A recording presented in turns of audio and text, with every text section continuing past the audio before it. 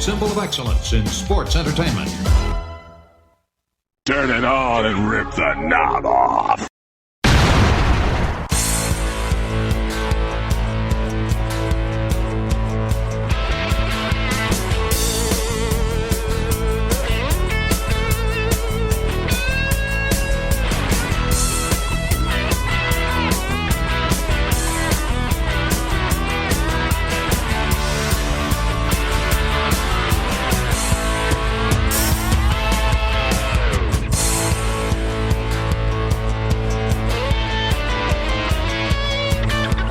Hey guys, and welcome back to the Wrestling Memory Grenade, and we are at episode 65 as we continue down the road of February 1987 in the World Wrestling Federation. I am your host, Ray Russell, and what a fun show we had last week when we kicked off February 1987 in the WWF. We talked about Andre the Giant confirming his heel turn, aligning himself with Bobby the Brain Heenan, and of course the Heenan family. He comes out on Piper's Pit and challenges Hulk Hogan to a World Championship match in the WrestleMania. A week later, we got Hulk's response. He said, yes! So Hulk Hogan and Andre the Giant now official for WrestleMania 3. But this week, we're going to talk the contract signing between the two men. Also last week, we saw the firing of Danny Davis as referee here in the World Wrestling Federation. Of course, WWF President Jack Tunney came to ringside and informed Mr. Davis that he was in fact suspended for life as referee here in the WWF. Only moments later to find out that Jimmy Hart had re-employed Danny Davis now as a professional wrestler. We'll have to wait and see how that plays out. But getting back to this week's episode of The Grenade, last week, February so big in the building to WrestleMania 3, we had to chop it up, split it up into 2 episodes here on the podcast. So yes, last week we got to see Andre challenge Hulk Hogan. We got to see the firing of Danny Davis as referee, the debuts of Outback Jack, Craig DeGeorge as an announcer, and Barry Darsow replaces Randy Colley as Demolition Smash. That's Smash version 2.0 now. And how could I forget, we have brand new WWF Tag Team Champions. The Hart Foundation have stolen those belts from the British Bulldogs. Lots of things happening last week here on The Grenade, but more to come this week. In the month of February, as I already talked about, Andre the Giant and Hulk Hogan contract signing coming up here this week on The Grenade, as well as a very special edition of the Snake Pit. Jake the Snake Roberts' guest is one Honky Tonk Man. Honky has already went on record and stated that he's not a fan of snakes. And at the conclusion of said Snake Pit, I'm going to have a little sidebar as we once again break it down here, talking all about the upcoming Jake the Snake and Honky Tonk Man feud. Also this week on The Grenade, the WrestleMania 3 report. We're going to hear all 12 matches announced for the big upcoming pay-per-view event. Living legend Bruno Sammartino slated to take on Nikolai Volkov. And are the rumors true? Is Rowdy Roddy Piper retiring from the WWF? We're going to hear it straight from the Hot Rod's mouth here this week. In 6-man tag team action, the Can-Am Connection team up with Leaping Lanny Poffo to take on the trio of the Dream Team and Adrian Adonis. Brutus Beefcake going to do some strutting, but it's Adonis who's going to do a little bit of cutting. And remember, female referee Rita Marie, a.k.a. Rita Chatterton, who accused Vince McMahon of sexual assault in the back of his limo all the way back in 1986. Well, many people wrote Rita off as being gone from the company all the way back in 1986, but we have not one but 2 more Rita Marie sightings right here this week on The Grenade. We're going to talk more in depth about that later in this program. Plus, do I see a Chick Donovan sighting? My goodness. And Soundbites Galore all this week here on the Wrestling Memory Grenade. It's going to be another jam-packed show, so we're going to get right into it. And of course, as always, you can listen to the Wrestling Memory Grenade, our sister show, Monday Warfare, The Battle Within, TR Shocks the World with Tom Robinson, and more, all part of the WrestleCopia Podcast Network. That's over at WrestleCopia.com. That's WrestleCopia.com. You can also listen to our programs everywhere your podcast streaming needs are met. From Apple to Spotify, Google Pod, Pocket Cast, TuneIn, Audible on Amazon, iHeartRadio, so many more. You name it, and we're probably there. And make sure, guys, you stop on over right now to our YouTube channel. You can find us there at youtube.com/Wrestling Grenade. That's RASSLIN Grenade. On YouTube, I've added more than a dozen new videos over the last week. Lots of fun stuff to check out there. Lots of things we talked about last week and things upcoming this week. I plan to add even more videos later this week. So now is a great time to subscribe to youtube.com/Wrestling Grenade. Also, follow us on social media. You can follow us on Twitter at Wrestling Grenade. That's at RASSLIN Grenade, home of the free prize giveaway. Also follow and like us on Facebook, facebook.com/Wrestling Grenade. And be sure to follow us on Twitter and or follow and like us on Facebook for your chance to enter and win all of our future free prize giveaways, including our current giveaway, guys. Actually, 2 special free prize giveaways coming up as part of the WrestleMania 3 Definitive Edition of the Grenade in just a few weeks' time. Those 2 special free prizes include a Ricky the Dragon Steamboat autographed 8x10 beautiful promo pic of Ricky the Dragon Steamboat as Intercontinental Champion. And yes, of course, as pointed out, it is autographed by the Steamer himself. Prize number 2, also being given away as part of the WrestleMania 3 edition of the Grenade. It's a Honky Tonk Man autographed 8x10 promo pic of the Honky Tonk Man is IC champion. So 2 winners, 2 gifts being given away in just a few weeks' time as part of the WrestleMania 3 Definitive Edition here on the Wrestling Memory Grenade. And all you have to do is follow us on Twitter, follow and like us on Facebook for your chance to win these prizes in each and every future free prize giveaway. It's that easy. And last but certainly not least, now is a great time to be a patron, everyone. A WrestleCopia patron, that is. Our revamped and all-new WrestleCopia Patreon account over at patreon.com/WrestleCopia. That's patreon.com/WrestleCopia. A dozen tiers to choose from. And I always invite everyone to give it a go at the $5 all-access tier, because $5 gets you 6 gifts here. Those gifts include all of my insanely detailed show notes for both here on the Wrestling Memory Grenade as well as the sister show Monday Warfare. You'll also receive early access to many of our WrestleCopia podcasts. Listen days, sometimes even a week early to many of the upcoming podcast episodes. Also on Patreon, unedited versions of many of our podcasts, including Tom Robinson's TR Shocks the World. If you think what he says on the edited versions are something else, wait till you get a load of unedited Tom Robinson, everyone. But it doesn't end there. Of course, as always, the Patreon exclusive watch-along series covering many WWF and WCW pay-per-views, Coliseum home videos, Saturday night's main event. Hey, Flair versus Steamboat Clash of the Champions 6 is on there, and so much more. That's our Patreon exclusive watch-along series. Also recently added to the tier, remastered versions of the earliest episodes of the Wrestling Memory Grenade covering the NWA in 1989. Not only is there enhanced sound quality to those remastered editions, but also new content originally edited out of the show, edited right back in. So there's actually new conversations in many of the remastered episodes of the Grenade. And it doesn't end there, guys. I've added a 6th gift. 6 gifts for $5 now. Also, digital downloads for your viewing and reading pleasure.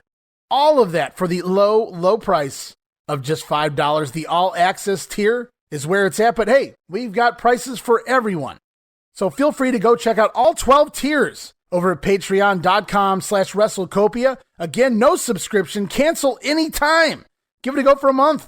I think you'll like the content we offer, and every penny of it goes right back into the podcast network. So please help us pay some of the bills and keep the Wrestling Memory Grenade, Monday Warfare, TR Shocks the World up and running for the years to come. And all right, everyone, with all of that out of the way, it's time to continue on with February 1987 here in the WWF. And we continue rolling on with Primetime Wrestling for February 16th, 1987.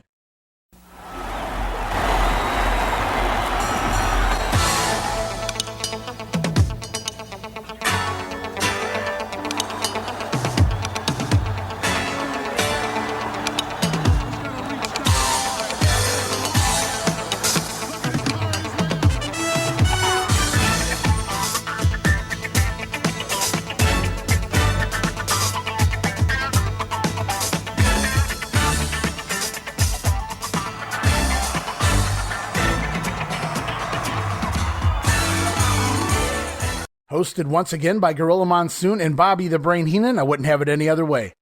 And as we get rolling, Gorilla Monsoon kicks things off in a very interesting way as he introduces Bobby Heenan. From there, the two go on to talk about Andre the Giant and Hulk Hogan.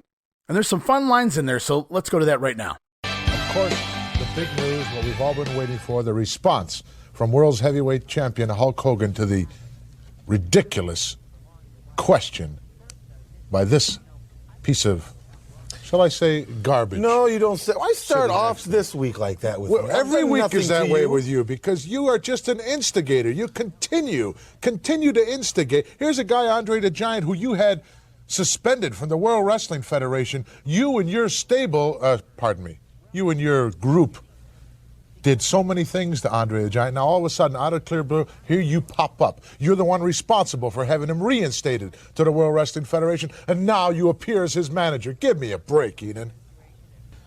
You ready to go to our first match? No, I'm not ready to go yet. Oh. Don't you have any response? What good would it do? You just put me down anyway. You're just jealous of me, so is everybody else. No, I'm far Andre from being needs jealous of you. me to do his talking. The only good thing you got going for And you I is need you him got to some become good the guys in your stable. You got some good horses. Our feature this week is Hercules Hernandez. Right, against Billy Jerk Haynes. No, Billy Jack Haynes. I apologize again. I stand corrected. You know what's happening, the big thing all over the United States now? People in campuses, sororities, fraternities, they're having primetime parties. People are sitting there watching You think and it's a party for me to sit here with you? You think it's like going to Bermuda for me too? All right, love the way Gorilla opens this show up. I'm Gorilla Monsoon, along with the piece of, shall I say, garbage. Bobby the Brain Heenan and I wrote, why start like this? But LOL, funny stuff there about Gorilla Monsoon. Of course, they talk Andre joining the Heenan family as we await Hulk Hogan's response on this episode of Primetime. Of course, we saw it at the end of last week on Superstars and Wrestling Challenge. Primetime's still catching up to the rest of the world. We're going to see that response here again on Primetime Wrestling this week. And did you hear the end of that soundbite? They talk about primetime parties at the colleges all around. You guys thought it started with the Nitro parties in the 90s? No. There were primetime parties all the way back in the 1980s. Would have loved to have seen one of those. But Primetime rolls on as Bobby Heenan continues to talk about some of the matches for his men at WrestleMania, including the mighty Hercules taking on Billy Jerk Haynes, and of course King Kong Bundy with the midgets in his corner, taking on Hillbilly Jim and his little buddies. Let's listen to Bobby's take. I want to talk about WrestleMania. I want to talk about WrestleMania now. Be my guest. Billy Jerk Haynes, the man with the man big who's going to teach full Hercules a lesson. And no, wrong banana breath. The man who is going to probably wear a wash and wear neck brace for the rest of his life. Because once Hercules slaps his full Nelson on, it's cereal time. Snap, crackle, and pop. You're not serious, are you? I'm You serious. really think that? Midget hors d'oeuvres. I'm going to watch Bundy smash some midgets. I'm going to watch Hercules break a neck. I'm going to watch the King make the miserable dog lick his boots. And I'm going to strap that gold around the waist of Andre the Giant. The only one of those things that probably could be a truth would be King Kong Bundy maybe stepping on a midget. That's where it about ends. We'll be back in a moment. All right, Heenan obviously rooting for his own men. Makes sense. Hercules going to down Billy Jerk Haynes. Meanwhile, he predicts Bundy's going to smash maybe all of the midgets. We'll have midget hors d'oeuvres. Oh my. And up next, we're off to Gorilla Monsoon and Ken Resnick with a special interview with the Doctor of Style Slick about WrestleMania 3. This interview took place back earlier in February at the Boston Garden. Let's head now to the Gorilla, the Slickster, and the Resnick. Gorilla Monsoon here along with Kenny Resnick and the Slickster. Indeed, the man of style and fashion. I think you might have outsmarted yourself a little bit, Slickster. You took all that money from Bobby the Brain Heenan. What are you going to do with it? You're going to bet it on a match coming up in WrestleMania 3, I know that. On, aside from being big Monsoon and ugly, is the name. I know what to say. Aside from being big and ugly, you're quite a nosy man. I never give out details about my intimate business because everybody's business is nobody's business. You know what I mean, Daddy? Do you have certain plans for the Pontiac Silverdome? Just believe this, that after... You want to state something in fact instead of just running your mouth? if you would be Go quiet ahead. just a moment. Go ahead. Thank you, big man. After WrestleMania, brother, 3. It hasn't even happened yet. Will you please? March 24th. Are you here to interview or to interrupt? Gorilla, correct me if I'm wrong, but I haven't seen Butch Reed's name mentioned at all in neither. conjunction with Let me tell you WrestleMania something, 3. brother. It won't be no WrestleMania 3 if Butch Reed's not in it. I don't know why, but I always get a kick out of Slick asking people, are you an interview or an interrupt? I wish he'd kept that in his repertoire of lines. So at this point in the Boston Garden, when this interview was recorded, the matches for WrestleMania 3 had yet to be announced. In fact, many of them still have yet to be confirmed, even right here on Primetime, February 16th. However, the Doctor of Style says if Butch Reed is not a part of WrestleMania 3, it won't be no WrestleMania 3. Don't worry, Slick. I think Butch Reed has a match lined up, so I guess WrestleMania 3 will go on. And as Primetime goes on, they replay the Piper's Pit with Hulk Hogan answering the challenge of Andre the Giant. In case you guys missed it, once again, let's remind the world of Hulk Hogan's answer. Take it away, Hot Rod. Tell me yes or no, or Are you or are you not going to fight him at WrestleMania 3 for the World Heavyweight Championship? Yes or no? Yeah! All right, now we go back to the primetime set as we get a response from Bobby the Brain Heenan. Could he be any more explicit than that? He had no other choice. What do you mean he had no other choice? You heard him say in the interview that Hulk Hogan was kind of like a friend. He thought he was a friend. See, he never said he was my friend. I was his friend. Did you he not was hear using him? Weren't you listening? Didn't you hear the entire interview? Yes, I heard it all. Heard How it he perfect. patterned, the Hulkster patterned his whole life's pattern after Andre the Giant? Oh. What is that? You Put brewing galoshes something? on and roll your pants legs up. It's getting deep in here, Monsoon. You I'll know tell that you. for a fact, Brain. Is he ever going to be the same Hogan? Sure, absolutely. Don't you think he's mentally destroyed now? Only temporarily. I don't Those think kind he'll- of things. You're the one that instigated the whole thing. You shocked the world's heavyweight champion by having a person who he thought was his closest and dearest You friend. think that's low what I did? No, that's below low. That's below low. Well, when I'm interviewing and when I'm sitting here with you managing the champion of the world, you'll wish you had talked to me in a Let's go different to tone. Greg DeGeorge right now. All right, and Bobby Heenan pointing out interesting words there used by Hulk Hogan. Andre was kind of like a friend. You see, Hulk Hogan was using Andre the Giant all along. I don't doubt that. And at this point, guys, we go back to the Boston Garden yet again. Gorilla Monsoon now standing by with Ricky the Dragon Steamboat, who issues his own challenge to the Macho Man Randy Savage. The Dragon is, in fact, physically back 100%, whether the injury mentally did something to him or not. But I had a chance to catch up with and corner, which is a very hard thing to do, Ricky the Dragon Steamboat, and we got into some discussion about WrestleMania 3. Gorilla Monsoon once again here in the locker room area of the Boston Gardens with Ricky the Dragon Steamboat, undoubtedly one of the most unique wrestlers of all time to come along here in the World Wrestling Federation. And hats off to you, Rick, and hats off to you coming back in general to professional wrestling. Well, thank you very much. I'd like to thank all the fans in the Boston area for their letters, their get well cards. But very quickly, I'd like to hit on a subject that I'm sure is going to be of a lot of importance to everybody out there. And in concerning this, that I have got an open contract for this big date that's coming up for WrestleMania number 3. March 29. And there's one person I have my sights on, and I guess there's no secret to everybody out there that it's you, Randy Savage. Live up to your title as the Macho Man. Live up to your title as the Intercontinental Champion. Put your name on that contract. Sign the dotted line. Win, lose, or draw, brother. You and I've got to settle the differences, but let's do it in front of millions of people. I'm sure, Rick, that he won't be too anxious to sign that contract. Plenty of action still to come here in the Boston Gardens. We'll be back in a moment. Well, talk about challenges being issued. There's a challenge for you, Brain. And for me, well, he didn't need to go out and find somebody to do his talking for him. He's at this point able to talk for himself. All right, and Steamer telling the Macho Man to put his name on the contract.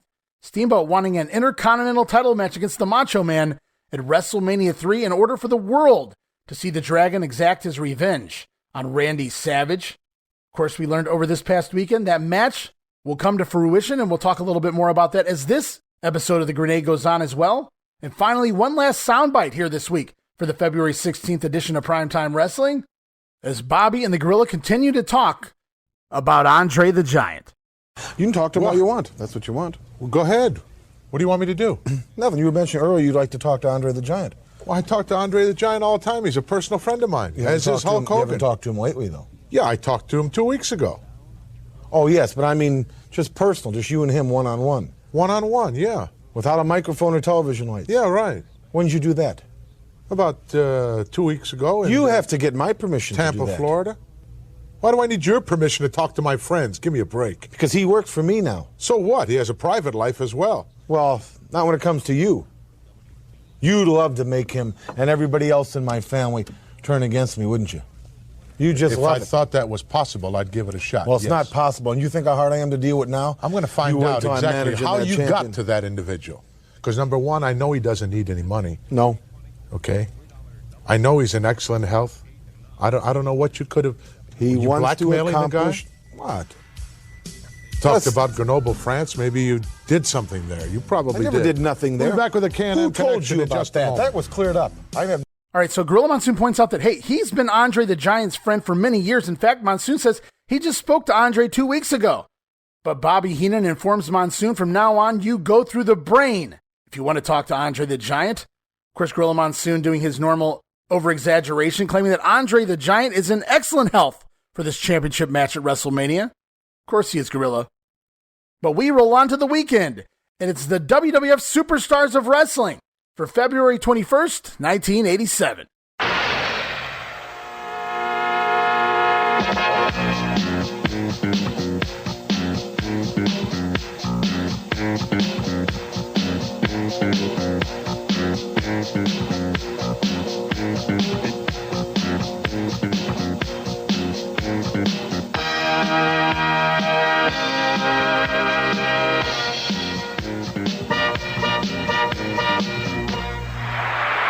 All right, and we're taped back January 26th at the Tampa, Florida Sundome as it's Vince McMahon, Jesse the Body Ventura, and Bruno Sammartino on commentary. And we head to the ring for tag team champions, the Hart Foundation.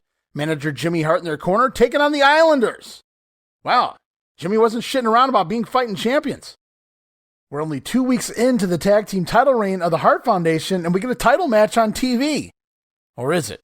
They don't really clarify that here. Nevertheless, Jimmy Hart not quite done yet. Before the bell can sound, Jimmy introduces the newest member of the Hart Foundation. It's Danny Davis, former referee Danny Davis, now a member of Jimmy Hart's Hart Foundation stable. And as Danny Davis is introduced to the crowd, he's busting out that familiar white body shirt that we've seen him wear during his wrestling matches. But rather than the long tights here, it's simply black and white striped trunks for Mr. Davis and striped boots to match as well, worn by the former referee, though he's not an active participant in this match. Keep that in mind. As the match gets going, we get an insert promo from Hillbilly Jim. Hillbilly's asked who's going to win the match between Hulk Hogan and Andre the Giant. Thought we already did this. Jim hypes the match, but never mentions a winner. And if you remember last week on Superstars, we get an insert promo from Hillbilly Jim. He was asked if he thought Hulk Hogan would accept the challenge of Andre the Giant. Jim then said that he did believe Hulk would accept the challenge and beat Andre at WrestleMania. However, here this week, Jim simply hypes the matchup for the big pay-per-view and never mentions a winner here. And Jesse the Body Ventura on commentary never misses a beat. Make sure to point that out. Hillbilly Jim, Hulk Hogan's buddy, wouldn't even pick a winner here. Back to the ring, Tama channels his inner Jimmy Snuka with the blind leapfrog, his back turned to the Hitman. Tama following up with the big knife edge chop spot on Bret Hart, and then Haku in. We see a nice double team move here by the Islanders as Haku hip tosses Tama down onto the sternum of the Hitman. Ugh. However, the Harts finally managed to take over on the offense, double teaming Tama with a double DDT right on his head.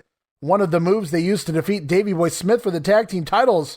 You got to figure Jake the Snake had to love that, right? He's already doing the DDT for his finisher. Now the Hart Foundation, double DDT. This doesn't last long in their repertoire. And the Harts can't get it done here with the double DDT either, as Tama out to make the hot tag to Haku, who cleans house on the Hart Foundation, dumping Jim the Anvil so hard that Neidhart actually bounces off the ropes, and then it's boom, the big thrust kick from Haku to the face of the Hitman. And one half of the tag team champions, Bret the Hitman Hart, laid out middle of the ring as Haku makes the tag back to Tama, who goes up top for the big top rope splash, their finisher. The Islanders are going to get this done. And could it be the Islanders ready to upset the Hart Foundation? But holy fuck, Danny Davis. With the distraction of Jimmy Hart, Danny Davis launches Tama. As he leaps off the top rope, Tama gets insane fucking height in the air. Next level height. You got to go check this out to see it, to believe it. And Tama coming down in midair on his fucking head like a lawn dart. Holy shit. Damn near broke his neck. Fuck's sakes. So Tama goes to the top rope looking for the big splash on the prone Hitman. A little distraction with the referee allows Danny Davis to get involved for his boys. Davis shoves Tama, launches him, 10 feet into the air, and Tama straight down on the top of his head. How he didn't break his neck is unbeknownst to me. Jim the Anvil Neidhart crawls back into the ring to steal the win. On the out cold Tama, the Islander and the Hart Foundation pick up the victory in 4 minutes and 32 seconds, thanks in part to Danny Davis, who has already made an impact now as the newest member of the Hart Foundation. The match itself was honestly pretty good while it lasted. The Islanders were a great combo. You had Haku's power and expertise, Tama's insane agility, especially for this era, and don't get me wrong, toughness as well. And just watching this match and a few of the recent matches the Islanders had me thinking, the Islanders could have easily filled the Rougeau brothers' spot at WrestleMania, if not for the whole Montreal tie-in with Dino Bravo storyline they were going with there, because just amazing athletes were Haku and Tama, the Islanders. Very much overlooked here as baby faces, but that'll change throughout the course of this year.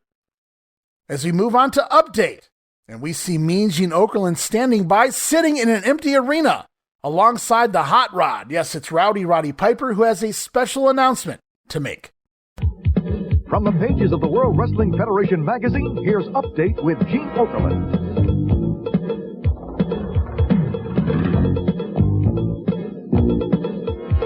Rumors have been flying as of late regarding Rowdy Roddy Piper. To confirm or deny the speculation on his retirement, I went directly to the Scotsman himself. Well, the rumor mill has been churning in recent weeks, and Roddy Piper, I wanted to get it direct from you. Speculation as to possible retirement for you of all people. I will remove all doubt. Yes, I am retiring. Yeah! Yes, I am retiring. Now, I've made some mistakes, friends. I ain't apologizing for none of them. There's only one mistake I ain't corrected. That's Adrian Adonis. So you say, Roddy, why don't you retire now? No, thank you. I want to hang around for March 29th, WrestleMania 3, the greatest event ever, because when I beat them, I want you all to see it. Although, win, lose, or draw, March 29th, I retire. But I, Adrian Adonis, ain't going out no loser. I worked much too hard to get where I am. Roddy Piper, I can't think of anyone in entertainment and sport, save perhaps the great Rocky Marciano, who ever retired at the very top, the peak, the pinnacle of their career. But apparently you are determined to hang it up. Yeah, I am determined to hang it up. I tell you something. Fans can say what they want to about me. I don't mind that. I got one thing I want to leave you with. May you be a half an hour in heaven before the devil knows you're dead. While the rumors were running rampant and Roddy Piper confirms it, he will retire. The Hot Rod said win, lose, or draw, his match with Adrian Adonis at WrestleMania will be his absolute last match. And I wrote, well, that was out of left field. A couple weeks ago, we never heard anything about Roddy Piper planning to leave wrestling. And then out of the blue, he just says, yeah, that's true. I'm retiring. I'm done. I'm off to Hollywood. So definitely out of left field. And the promo, the interview here with Mean Gene, very quick and to the point as well. No beating around the bush, just right to the point. And Mean Gene mentions that Roddy Piper is retiring at the prime of his career, and only Rocky Marciano has ever done that. So Okerlund placing Piper at the top of the wrestling world like Rocky Marciano was at the top of the boxing world, retiring as heavyweight champion back in his day. Piper leaves us, he said, people can say whatever they want, but it'll be one hell of a half an hour in heaven for the Hot Rod before the devil knows he's dead. Piper planning to have a little fun with the adorable Adrian Adonis at WrestleMania 3. And speaking of WrestleMania 3, now's a good time as any to get that lovely bumper. WrestleMania 3. Bigger, better, better.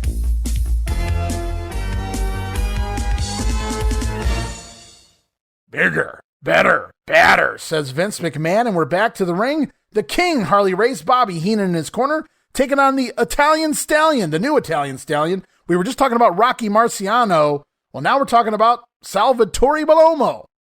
Bellomo, who's seemingly a comedy job guy heel here at this point in his career, is taking on a real heel in Harley Race. We get an insert promo as the match gets going from the Junkyard Dog.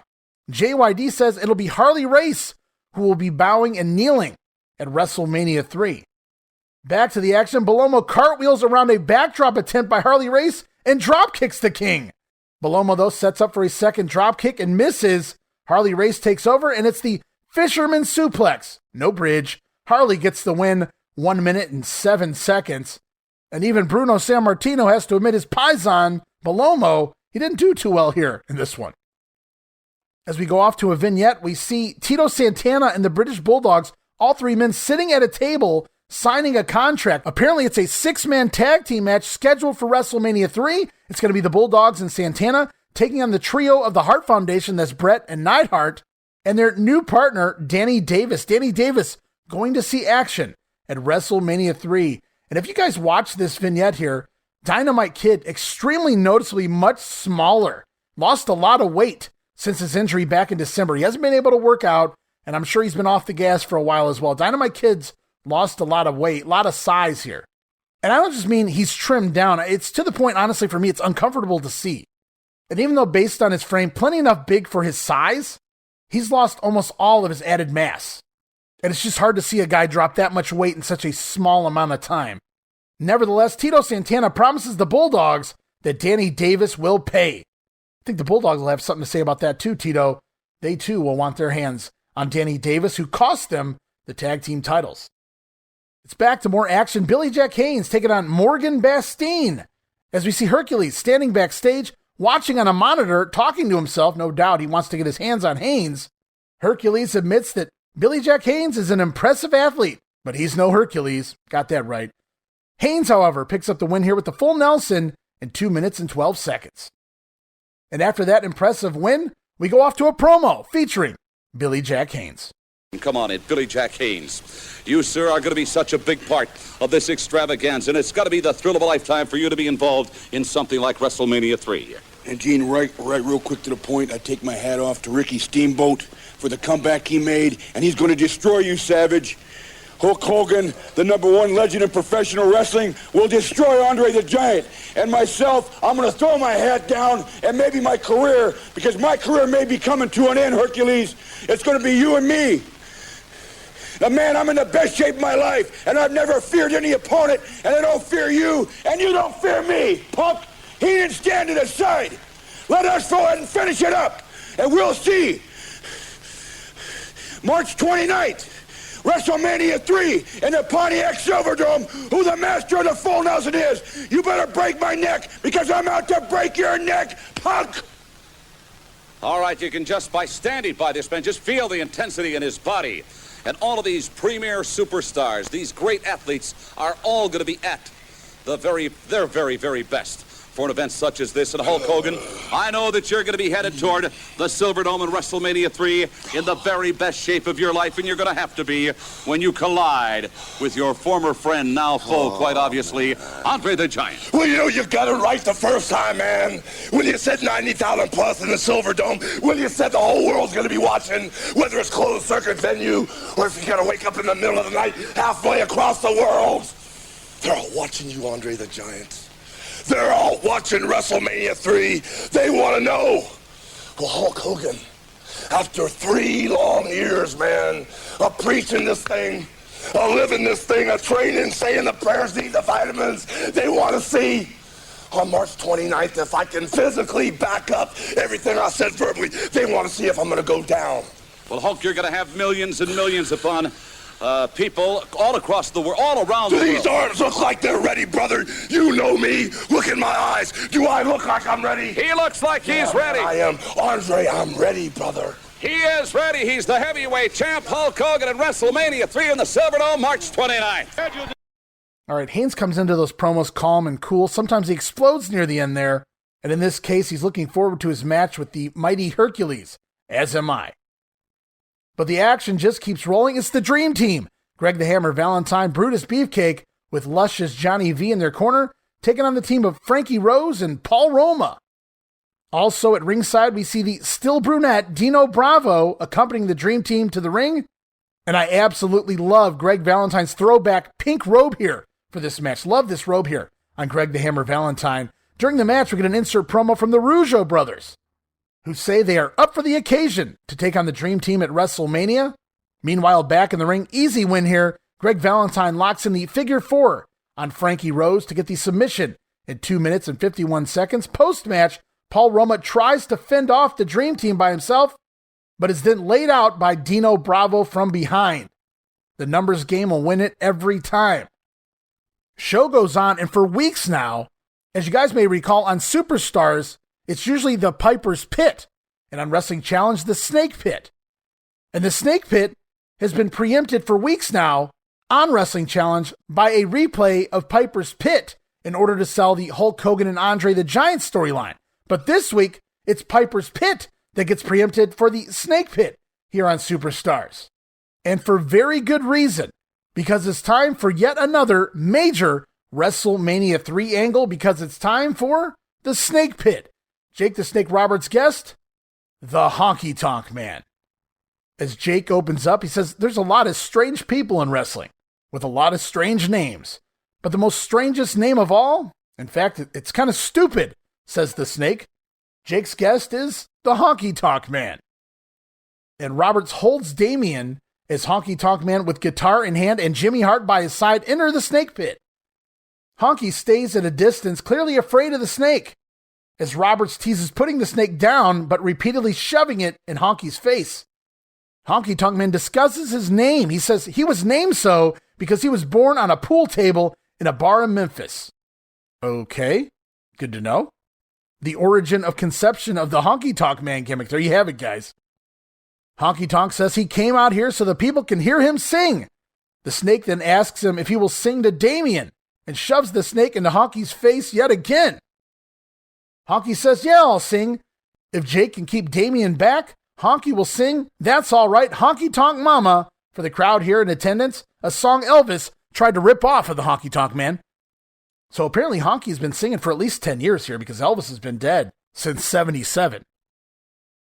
All right. Roberts promises to stop teasing Honky Tonk Man with the Snake because he wants to watch the Honky Tonk Man. Yeah, he wants to watch the Honky Tonk Man make a complete idiot of himself. Crowd pops for that one. Honky is not liking this interview. It's not going so well for HTM. Honky goes on, though. He talks about the support that he got from the fans, then seconds later tells them to shut their filthy mouths. I wrote LMAO. Great delivery here by Honky Tonk Man. Early Honky, so underrated. Everybody talks about his Intercontinental title run, but this guy was hated as a babyface for a reason. Just a natural heel, and the stuff he did immediately when they finally gave him the green light to just turn heel. His early stuff here prior to winning the belt was just very underrated, not talked about nearly enough. Good stuff, great lines here by Honky Tonk Man. He goes on, though, with the promo and then briefly stalls before clearly not knowing how to pluck a guitar. He's kind of looking at the chords and he doesn't really know what to do. Then Honky into the microphone hits one severely off note, well, and once again gets Damien shoved in his face for his troubles. A scared Honky Tonk Man and manager Jimmy Hart run off through the Snake Pit door as Jake Roberts slowly follows behind, sticking his head through the back of the Snake Pit door, mocking the heels. But Jake somewhere in this fails to realize this isn't a real cave or pit or whatever the fuck this is supposed to be. It's a constructed set, Jake. So, with Jake sticking his head through the back door of the Snake Pit, Honky Tonk Man and Jimmy Hart simply walk around the side of the set and come back around behind Jake.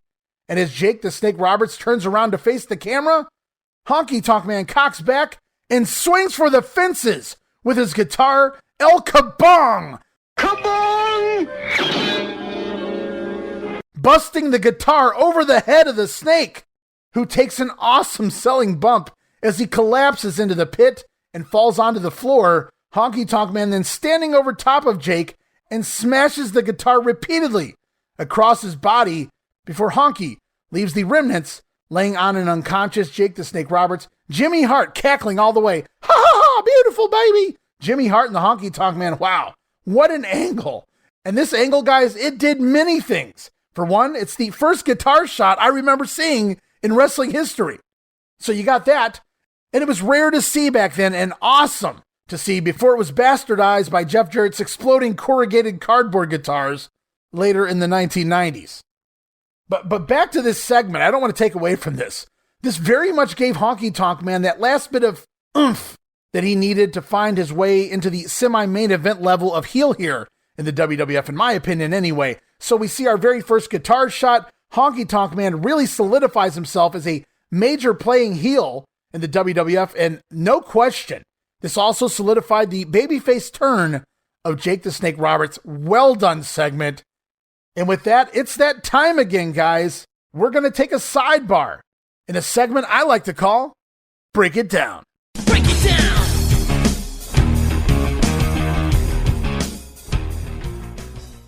All right, and we are going to break it down. That's the Honky Tonk Man Jake the Snake Roberts feud. Not so much the feud, but this particular Snake Pit segment and all of the folklore that goes along with it, created by Jake the Snake Roberts. And it's time to separate fact from fiction, and I'll let you guys be the judge. We've heard the stories for years. Jake the Snake Roberts blaming this guitar shot on his drug addictions. Jake has went on record, even here in 2022, claiming that the guitar was never gimmicked, and it caused his neck injuries, which eventually led to that surgery that he had in 1989. Now, Jake has stated that Pat Patterson sent his significant other, Louis Dondero, to purchase a guitar for the spot. And even the Snake admits that they put some gouges in the guitar in an attempt to gimmick the blow, but he says the wood on the guitar was a half an inch thick, and it just wasn't enough to gimmick it all the way, and that's where his problems began. And Roberts has also said that his wife at the time, Robin, had to pull fiberglass splinters out of his back for weeks. And that's where I begin to question. I thought to myself, wasn't Jake on the road wrestling for weeks after this? Wasn't he wearing a shirt here during this segment? And I'm not questioning if fiberglass got through the shirt and got into his back, but it just seems a little embellished for my personal take anyway. Now, in recent years, Honky Tonk Man, who let this go for a while, he finally responded in attempting to not completely bury Jake, because he kind of considers Jake the Snake one of his contemporaries. But Honky, at the same time, he wanted to set the record straight. He said the guitar was indeed gimmicked, and Honky has even explained how he rigged it before the spot. Now, you don't have to be a guitar player. Anybody who's ever even handled a real guitar knows pretty damn well it's not going to bust in like it does here with one swat over someone's head. Clearly gimmicked here. And though not like the breakaway guitars of the late 90s, gimmick nonetheless. As Honky defended himself, he pointed out how Jake not only wrestled 300 matches a year for the next couple of years before having said surgery, but Jake never even complained of neck issues for the next couple of years. Now, as far as Jake not becoming addicted to drugs until after the guitar shot, Honky has mentioned how Jake was in and out of rehab here in 1987, and I know that's true at least once later this year. Jake's gone from the company for a while out to rehab. Honky's even said that the guitar was in fact so gimmicked that he had to hide it until the segment took place because the other boys like to play with the guitar, and he didn't want it to accidentally break before they did the spot. Honky Tonk Man went into detail explaining how they gimmicked the guitar, using a carpet knife to cut deep into the back of the guitar multiple times so that the piece would easily bust out. They even went so far as they took the extra step of grabbing a black marker to cover up all the slits where they had made in the back of the guitar so they didn't show up visibly. So at the end of the day, you can pick your own poison, no pun intended. Jake, a master of selling to the very end, still selling the DDT to this day when you listen to him talk in shoot interviews like the DDT is real. Jake stating how awful he feels to this day for all the injuries he may have caused because of the move. Now for me, if I'm believing anyone here, it's the Honky Tonk Man. And at the same time, with a real guitar, could it have hurt? Sure, even gimmicked. Attributed to neck injuries? Who am I to say it can't? But to blame this spot for shortening Jake's career and causing his drug addiction? You know, Jake's drug addiction had been documented and started long before this segment ever took place. And his career, well, yeah, that did end because of his addictions and all of the weight gain. Of course, screwing himself out of WCW in 92. Later on, Smoky Mountain Wrestling down in Mexico. 1996 in the WWF. And this by no means, this is not an attack on Jake the Snake Roberts. I love Jake's first heel run and even his babyface run here. Well, up until that Warrior in the Snake Room segment in 1991. I cashed out after that. And you know, lots of people, they even shit all over that Rick Martel blind angle and the blindfold match at WrestleMania 7. But I've always defended that match and always will. To understand wrestling and understand psychology, that blindfold match was one of the greatest examples of wrestling psychology ever in the business. Having all of those fans in the palm of his hand, having them believe they were controlling his every move he made in that match at WrestleMania 7. Jake the Snake Roberts is easily one of the greatest storytellers and promos in the history of this business. A mind like no other.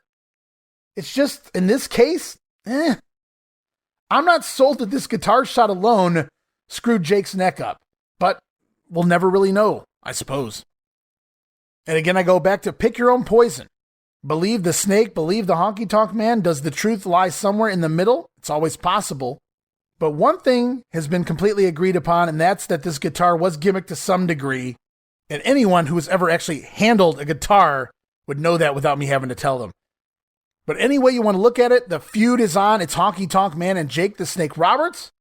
Going to make a great late addition to the WrestleMania 3 card, that's for sure. And as we talk about the WrestleMania 3 card, it's time for the WrestleMania 3 report. As 11 matches are announced, that's every match except for Jake the Snake versus Honky Tonk Man because, well, the storyline just started right before this report. And while we're here talking WrestleMania, let's hear back-to-back promos from 2 of the most significant matches on the card. First, from Intercontinental Champion Macho Man Randy Savage, slated to take on Ricky the Dragon Steamboat. From there, we'll hear from the manager of Andre the Giant, Bobby the Brain Heenan.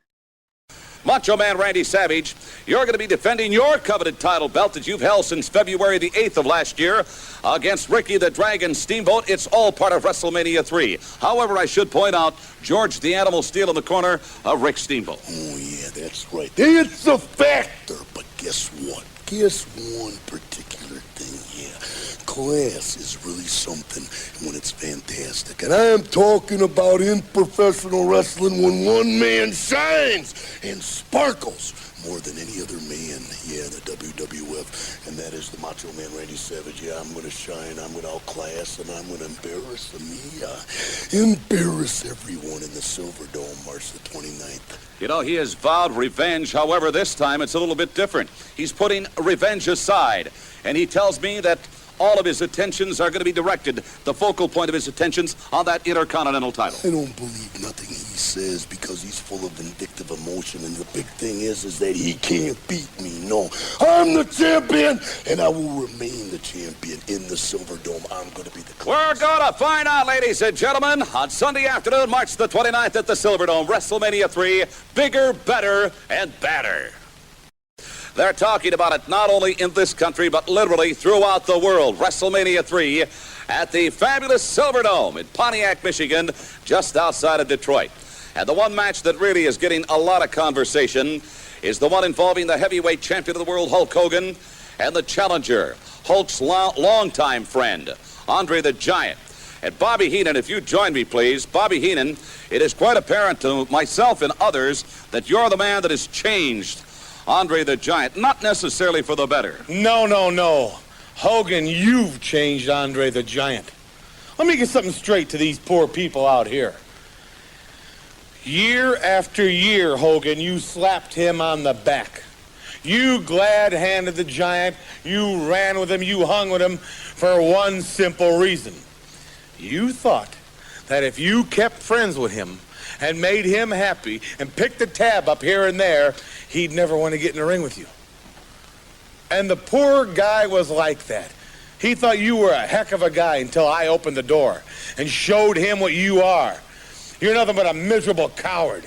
You're nothing but a guy that called him a freak behind his back. I never heard that. I did. You made fun of how tall he was, how big he was. You called him an animal and a freak. You like that? That's what you did, Hogan. Well, now this 7'5", 500-pound athlete is going to snap your head off your shoulders. You know, actually, he's going to... Bobby Heenan, if I can interrupt, for years and years... They were friends. Yes, and Hulk Hogan looked up to Andre the Giant. He was a role model for the heavyweight champion. He used the Giant. 29th of March, we're using Hogan. We're out of time. Thank you. All right, 5 weeks away from WrestleMania and 11 of the 12 matches already announced. As we go back to the ring, it's time for the Birdman, Coco Beware, to take on the Red Demon. That's Jose Luis Rivera. We're going to insert promo, oddly enough, from the Doctor of Style Slick and the Natural Butch Reed. They talk WrestleMania 3. They say that Frankie, Coco's bird, won't be putting any droppings on the Natural. Instead, it'll be Reed who wipes out the Birdman and his bird. As the match gets going, Demon tries to jump Coco but fails. From there, Ware dominates until Demon places a foreign object in his mask and lands a headbutt. Wow, you don't see that often. Job guy using a foreign object there. And after the Demon delivers the loaded headbutt, he goes on to even mock Coco Beware, flapping his arms like a bird. Really fun stuff. I think I said it last week, maybe 2 episodes ago, but Jose Luis Rivera really killed it here. and these masked heel gimmicks. He really found his niche. But the Birdman battles back, and it's a top rope dropkick and an awesome Ghostbuster boom right onto the head of the Red Demon, Koko B. Ware, picking up the win, 3 minutes and 9 seconds. And Koko still gave a shit at this point, so fluid, had great moves in the ring, looked phenomenal here in 1987, did the Birdman. As Superstars comes to a close, so this week we get Roddy Piper announcing his retirement, and that whole Jake the Snake Honky Tonk angle thing. WrestleMania continues to get a monster build. We move on to WWF Wrestling Challenge for February 22nd, 1987.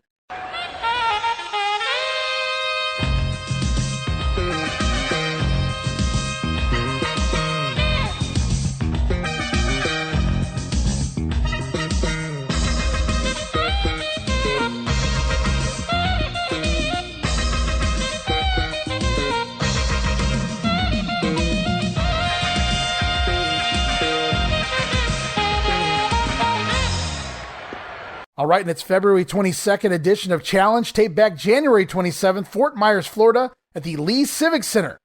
And it's Gorilla Monsoon Bobby the Brain Heenan on commentary, and we're off to the ring to see Ricky the Dragon Steamboat taking on, is that Chick Donovan here in the WWF, the Golden Boy in the World Wrestling Federation. Unbelievable. And during this Steamboat match, for some random reason, we get an insert promo with Kamala and the Wizard, as they are asked to pick a winner of the Andre the Giant Hulk Hogan match at WrestleMania. And that's basically their entire contribution to WrestleMania 3, unfortunately. This match itself between Donovan and Steamboat, it's fun little back and forth, holds and counter holds. Chick briefly takes control before the Dragon fires up, pun intended. We get some miscommunication on a spot, and it sees Steamboat deadweight lift Chick Donovan into the air and turn it into a backbreaker. From there, Steamer works a chinlock before Chick counters with a back suplex. Donovan then dumps the Dragon out to the floor and slams him on the outside before jumping back into the ring to pose. Eat your heart out, Hulk Hogan. Chick Donovan posing for the fans. Nice. Steamboat, though, comes fighting back, slamming Chick Donovan on the outside. A little tit for tat there by the Dragon before rolling Donovan back into the ring, and Steamboat off the top rope with a flying crossbody. Gets the win in 4 minutes and 52 seconds. This was a fun squash. Good to see Chick Donovan get a little heat here. And honestly, I'm surprised he didn't stick around longer to work the undercard here. Perfect. He would have been perfect for that spot. We move on to Wrestler's Rebuttal as Hercules talks being the true master of the full Nelson. And we will all learn that at WrestleMania 3. Back to the ring, we see action with the Junkyard Dog. That's the JYD taking on Barry O, the brother of Cowboy Bob Orton, Barry Orton. We get an insert promo from Bobby Heenan and Harley Race. Last week, the Brain gave JYD lesson 1 on how to bow to the king.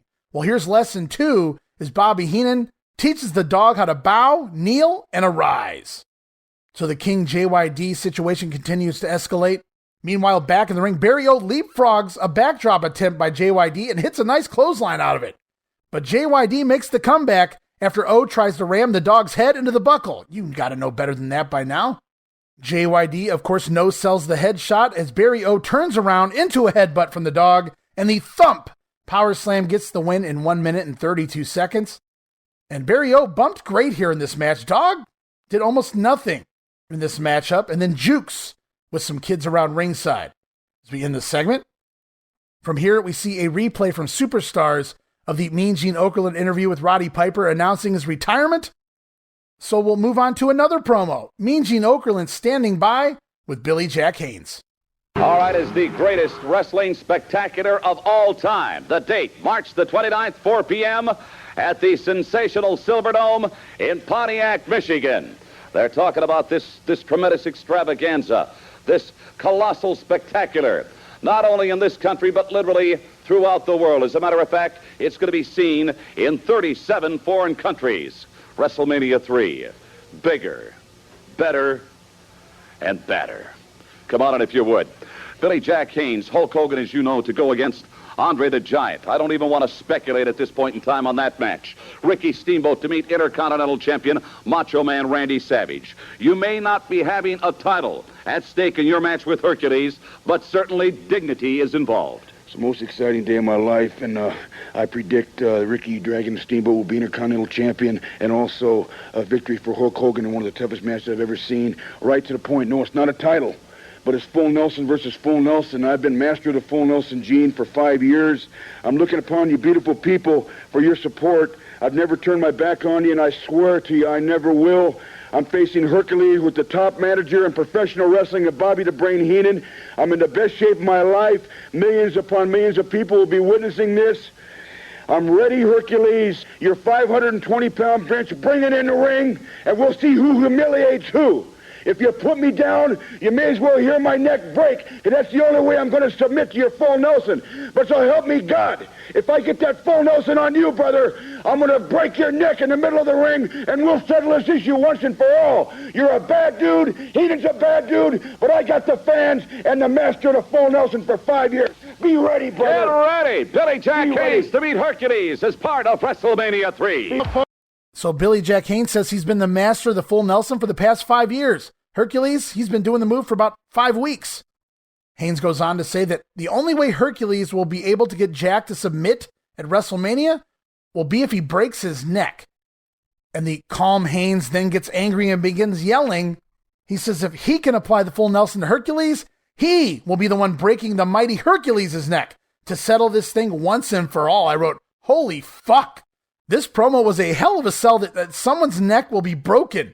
But you'd actually, you would expect that from the heel as a typical threat in a promo, not the babyface. Coming from a babyface, you really believe it. Especially when you get a delivery here from someone like the nutso Billy Jack Haynes, proclaiming he plans to break the neck of Hercules at WrestleMania 3. Wow. We go back in time to the January 3rd edition of Saturday Night's Main Event and relive the bout between the adorable Adrian Adonis and Roddy Piper. That feud will continue on. It will culminate at WrestleMania 3 as we have Mean Gene Okerlund standing by yet again, this time with Bobby the Brain Heenan. All right, fans, stay tuned. We're going to get you back up into the ring in just a moment or two. Bobby Heenan, come on in. The international scope of WrestleMania 3, absolutely phenomenal. People coming in to the Silverdome in Pontiac, Michigan on Sunday afternoon, March the 29th, 4 p.m. Many to see Andre the Giant meet Hulk Hogan for the World's Heavyweight Championship. And I recall just a couple of weeks back, in front of a national television audience, the look, the stare on the visage on the face of Andre the Giant. I've never seen anything like that before. No, you haven't, and you never will again until the 29th of March when he steps in that ring. You see, Hogan, we know you. You've held the World's Championship for 3 years. Did you ever offer a championship match to Andre the Giant? No. But no, you were the first one to slap him on the back and say, you're my idol. I've looked up to you. You taught me about the kids. You taught me about taking my vitamins, saying my prayers, this and that. And they call me a liar? You're a miserable excuse for a human being. You used the Giant. Now we are going to use you. How did he use the Giant? How did he use Did he ever offer him a match? You saw what happened. He never wanted a match. Andre the Giant. Oh, that's a bunch of garbage. When him and Andre talked, he told Andre, he says, you can't do this to me. And Andre said, take your hands off my shoulders. He says, look at me. I want you in WrestleMania. What did Hogan say? Nothing. He said, you can't do this. Hogan knows. He was begging. There, the champion of the world, we had him begging. He's going to be begging on his hands and knees on the 29th. When it's all over, we got a new champion. Don't count out the heavyweight champion of the world, Hulk Hogan, with the title defense on the 29th of March as part of WrestleMania 3. And the Brain there continuing to push the fact that Andre was never given a title shot until now. Andre the Giant will be the next WWF champion. It's possible. And we go back to the January edition of Superstars where the Can-Am Connection were bombarded by lady fans, the WWF trying to remind you that the Can-Ams are over with the ladies. And it's a perfect spot on the show for said vignette because it's off to the ring for the Can-Am's opponents at the big pay-per-view. It's the Magnificent Morocco and Cowboy Bob Orton, Mr. Fuji in their corner, taking on the team of David Studemeyer and the Italian Stallion, Salvatore Bellomo. And it's at this point in the show that Freddie Blassie, yes, classy Freddie Blassie, randomly joins commentary for the rest of the program. And during this match, we get an insert promo from Fuji, boy-san. Fuji says that no more little girls will be tiptoeing after the Can-Ams once Morocco and Orton get through with them at WrestleMania. Back in the ring, Bob Orton lands the big superplex on Stoudemire, and the heels get the win in just 2 minutes and 4 seconds. We see a replay of the Snake Pit where the Honky Tonk Man El Kabongs Jake the Snake Roberts over the top of the head. Kabong! From there, it's on to the replay of the WrestleMania 3 report for the weekend, and back to the ring. Feature match time, Natural Butch Reed slick in his corner, taking on George the Animal Steele. As the match gets going, we get an insert promo from Koko Beware, who tells Butch Reed to get ready for the big pay-per-view. Back to the match, the Animal hits the ring before Mel Phillips can even make the ring introductions. Slick, though, distracts the Animal while Butch Reed attacks from behind, but the Animal comes fighting right back until Slick cheap shots Steele with a cane. It's at this point that Steele chases Slick backstage, and Butch Reed gets the very quick count-out win in just 1 minute and 27 seconds. Not even a match here, guys. Meanwhile, we head backstage. George the Animal Steele, he can't find the Slickster, but he finds Koko Beware standing at the monitor. And that's when the Birdman points out to Steele that he's been counted out of the match. And Slick, well, he's back at ringside with the Natural Butch Reed. So it is the Birdman, Koko Beware, and George the Animal Steele rushing the ring. As Steele clears the ring of the Doctor of Style, it's Koko Beware off the top rope dropkick onto the Natural Butch Reed. Take that. From there, the Slickster and the Natural slinker off as Butch Reed talks trash from afar on Koko Beware. Meanwhile, back in the ring, the Birdman gets Steele to do the bird. The Animal flapping his arms, and I can't help it, guys. I even had to chuckle at this. Steele just so good in his role. George Steele with a hilarious selling of flapping his arms, bouncing up and down on the bottom rope, his head bobbing around side to side. You can't help but enjoy it for what it was. Now, as for this match, if you want to call it that, this was not a match. This was actually nothing. But at the end of the day, it did manage to add a little something to the Butch Reed Koko Beware match at WrestleMania, so at least it served a purpose. Now, earlier on, we heard from the Macho Man and Bobby Heenan about their big matches at WrestleMania 3. This time, Mean Gene Okerlund standing by with the other side of those matches. First, Mean Gene going to talk with Ricky the Dragon Steamboat about his Intercontinental title match. And then from there, Okerlund going to interview the WWF champion, Hulk Hogan. Come on in, Ricky the Dragon Steamboat. You talk about WrestleMania 3. You talk about the Intercontinental title. You're going to be going against Macho Man Randy Savage. The big news at this point, you've got George the Animal Steele in your corner. That's correct, Gene. We've got the biggest day of the year. The biggest wrestling extravaganza, like you said, ever to come about. You've got friend against friend. You've got two strong men going against each other. Then you've got you and I, Randy Savage, a man this year voted the rule breaker of the year. The man that has tried to put me out of professional wrestling, I mean, for good. For good.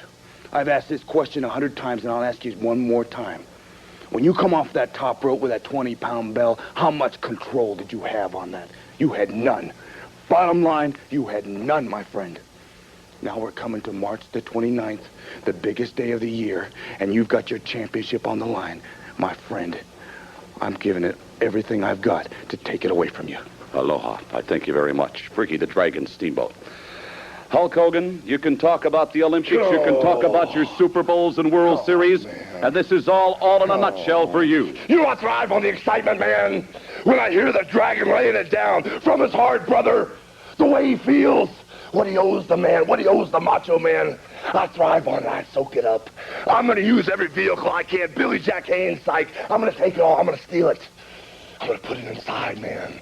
On that given night, Andre the Giant, you're going to deal with a different Hulk Hogan. It's not the same friend, man, that you made me. I'm not the same pal, brother, that you thought you had. I saw your true colors, man. I saw the gentle giant, man, like a time bomb, eaten alive with a jealousy, brother. We shared things together, man. The perspiration between our palms was a bond. You're a liar. You're a liar, man. You wanted it all, brother. I want to share it all with you. Bobby the Weasel Heenan, the jealousy, the ego, the greed, the prestige. You got to him. And Andre the Giant, when you see Hulk Hogan, when you get in that squared circle in WrestleMania 3, be ready for the test of your life, big man. The pythons are pumped for you. Andre the Giant, I can tell you this, you had better be at your best when you meet this man on the 29th of March at the Silverdome for WrestleMania 3. So the Hulkster says he thrives on the passion of guys like Ricky the Dragon Steamboat and Billy Jack Haynes, then calls out Andre the Giant. And by the way, he wore it here. Hulk Hogan has been rocking this cool black Hulkamania bandana lately. And I don't think I've ever wanted a piece of Hulkamania merchandise, ever. Well, except maybe that cool fist helmet. But this bandana here, that was pretty cool looking. Never seen one before. And next week on Wrestling Challenge, they announced that it'll be Rowdy Roddy Piper taking on Mr. Wonderful Paul Orndorff. Can't wait for that one. And so close to WrestleMania. What a main event for Wrestling Challenge. As we move on to Monday Night Primetime Wrestling, February 23rd, hosted yet again by Gorilla Monsoon and Bobby the Brain Heenan. This week, in the introduction, Bobby says he doesn't want Hogan's word, he wants Hogan's name on a contract. Have we got exciting news this week about WrestleMania 3? All kinds of exciting things going down, happening. Every day something new happens and exciting happens. Some new celebrity is signed. It's just unreal. Every hour something happens. Well, yeah, literally every hour. I make things happen. You've made some, shall we say, unorthodox things happen. If you'd have told me a year ago that you would be involved with Andre the Giant, I would have said, as I say many times, you're a liar. But I've told you right now that I'm going to be managing the world's champion, and you think I'm a liar. You wait and see. Well, you're not going to be managing Hulk Hogan. He's the world's champion. Right now. It's a matter of time. You know, he accepted. I realize he accepted. I realize. Showed you what kind of a man he was, No, didn't he? he didn't. See, talk is cheap. Aren't you satisfied that he accepted? No, I'm not. Anybody can get out there and shoot their mouth off and say, yes, I will accept. It's not good enough for me. In other words, the man's word is not credible for you. Oh, no, not that lying piece of garbage. I want his name. I want to see his name in writing on a contract. I don't trust Jack Tunney. I don't trust the World Wrestling Federation. I want to see his name in writing in ink. This is the biggest match, undoubtedly, in a history of professional wrestling. Do you think for one moment that they would let this match take place without a written contract? For 3 years, everybody's tried to protect Hulk Hogan. That's the way I see it. They've almost hand-picked his opponents. In your weasel brain, that's the way you see it. Not the way I see it. That happens to be the way a lot of people see it. Doesn't matter. I'm handling the negotiations. I've talked to Jack Tunney. I want to see his name in writing. Right now, a big match to start off here this week. Kamala, the Ugandan Giant, against George, the Animal Steel. Let's go to it. Headhunters, only one giant. All right, so Bobby the Brain Heenan, he doesn't trust the WWF champion Hulk Hogan on his word. He wants him to make it official and sign a contract, which we'll talk about more in this coming weekend's programs. But did you catch that there? Gorilla trying to throw it to Kamala in action. Refers to him as the Ugandan Giant. Bobby Heenan quickly corrects him as the Ugandan Headhunter. There's only one giant. Bobby knows all about marketing. As the show goes on, Bobby Heenan hypothesizes the real reason George the Animal Steel will be in the corner of Ricky Steamboat at WrestleMania to take on the Macho Man. Let's hear it from the Brain. You are at extreme disadvantage whenever you've got three guys out there in and around that ring distracting someone like George the Animal Steel.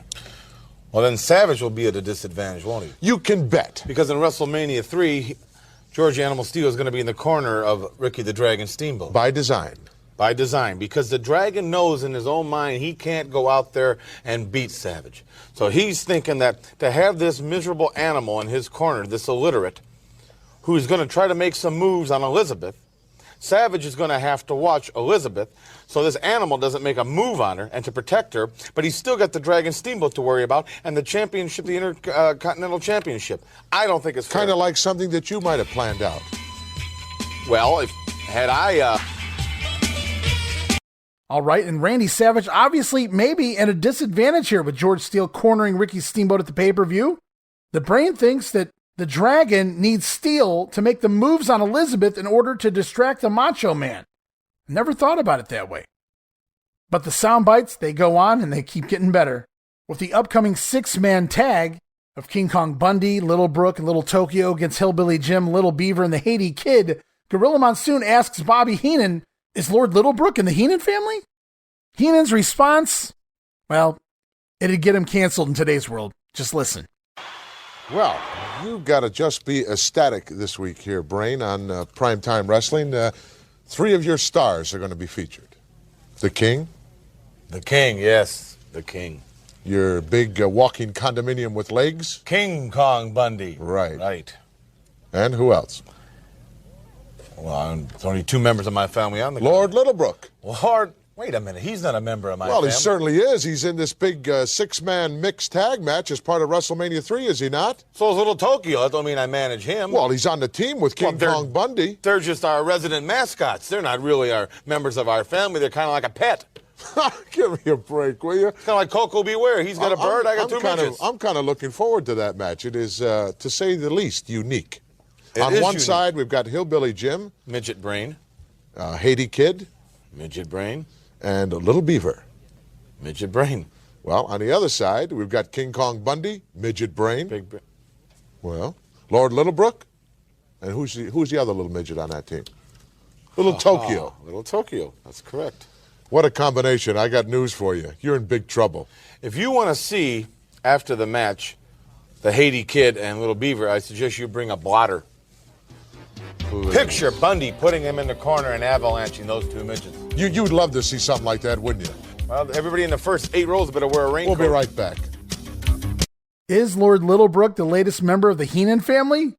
Why, hell no. Bobby Heenan refers to the midgets as little mascots. He goes on to call them his pets. He says, kind of like Coco Beware. He has a bird. I've got 2 midgets.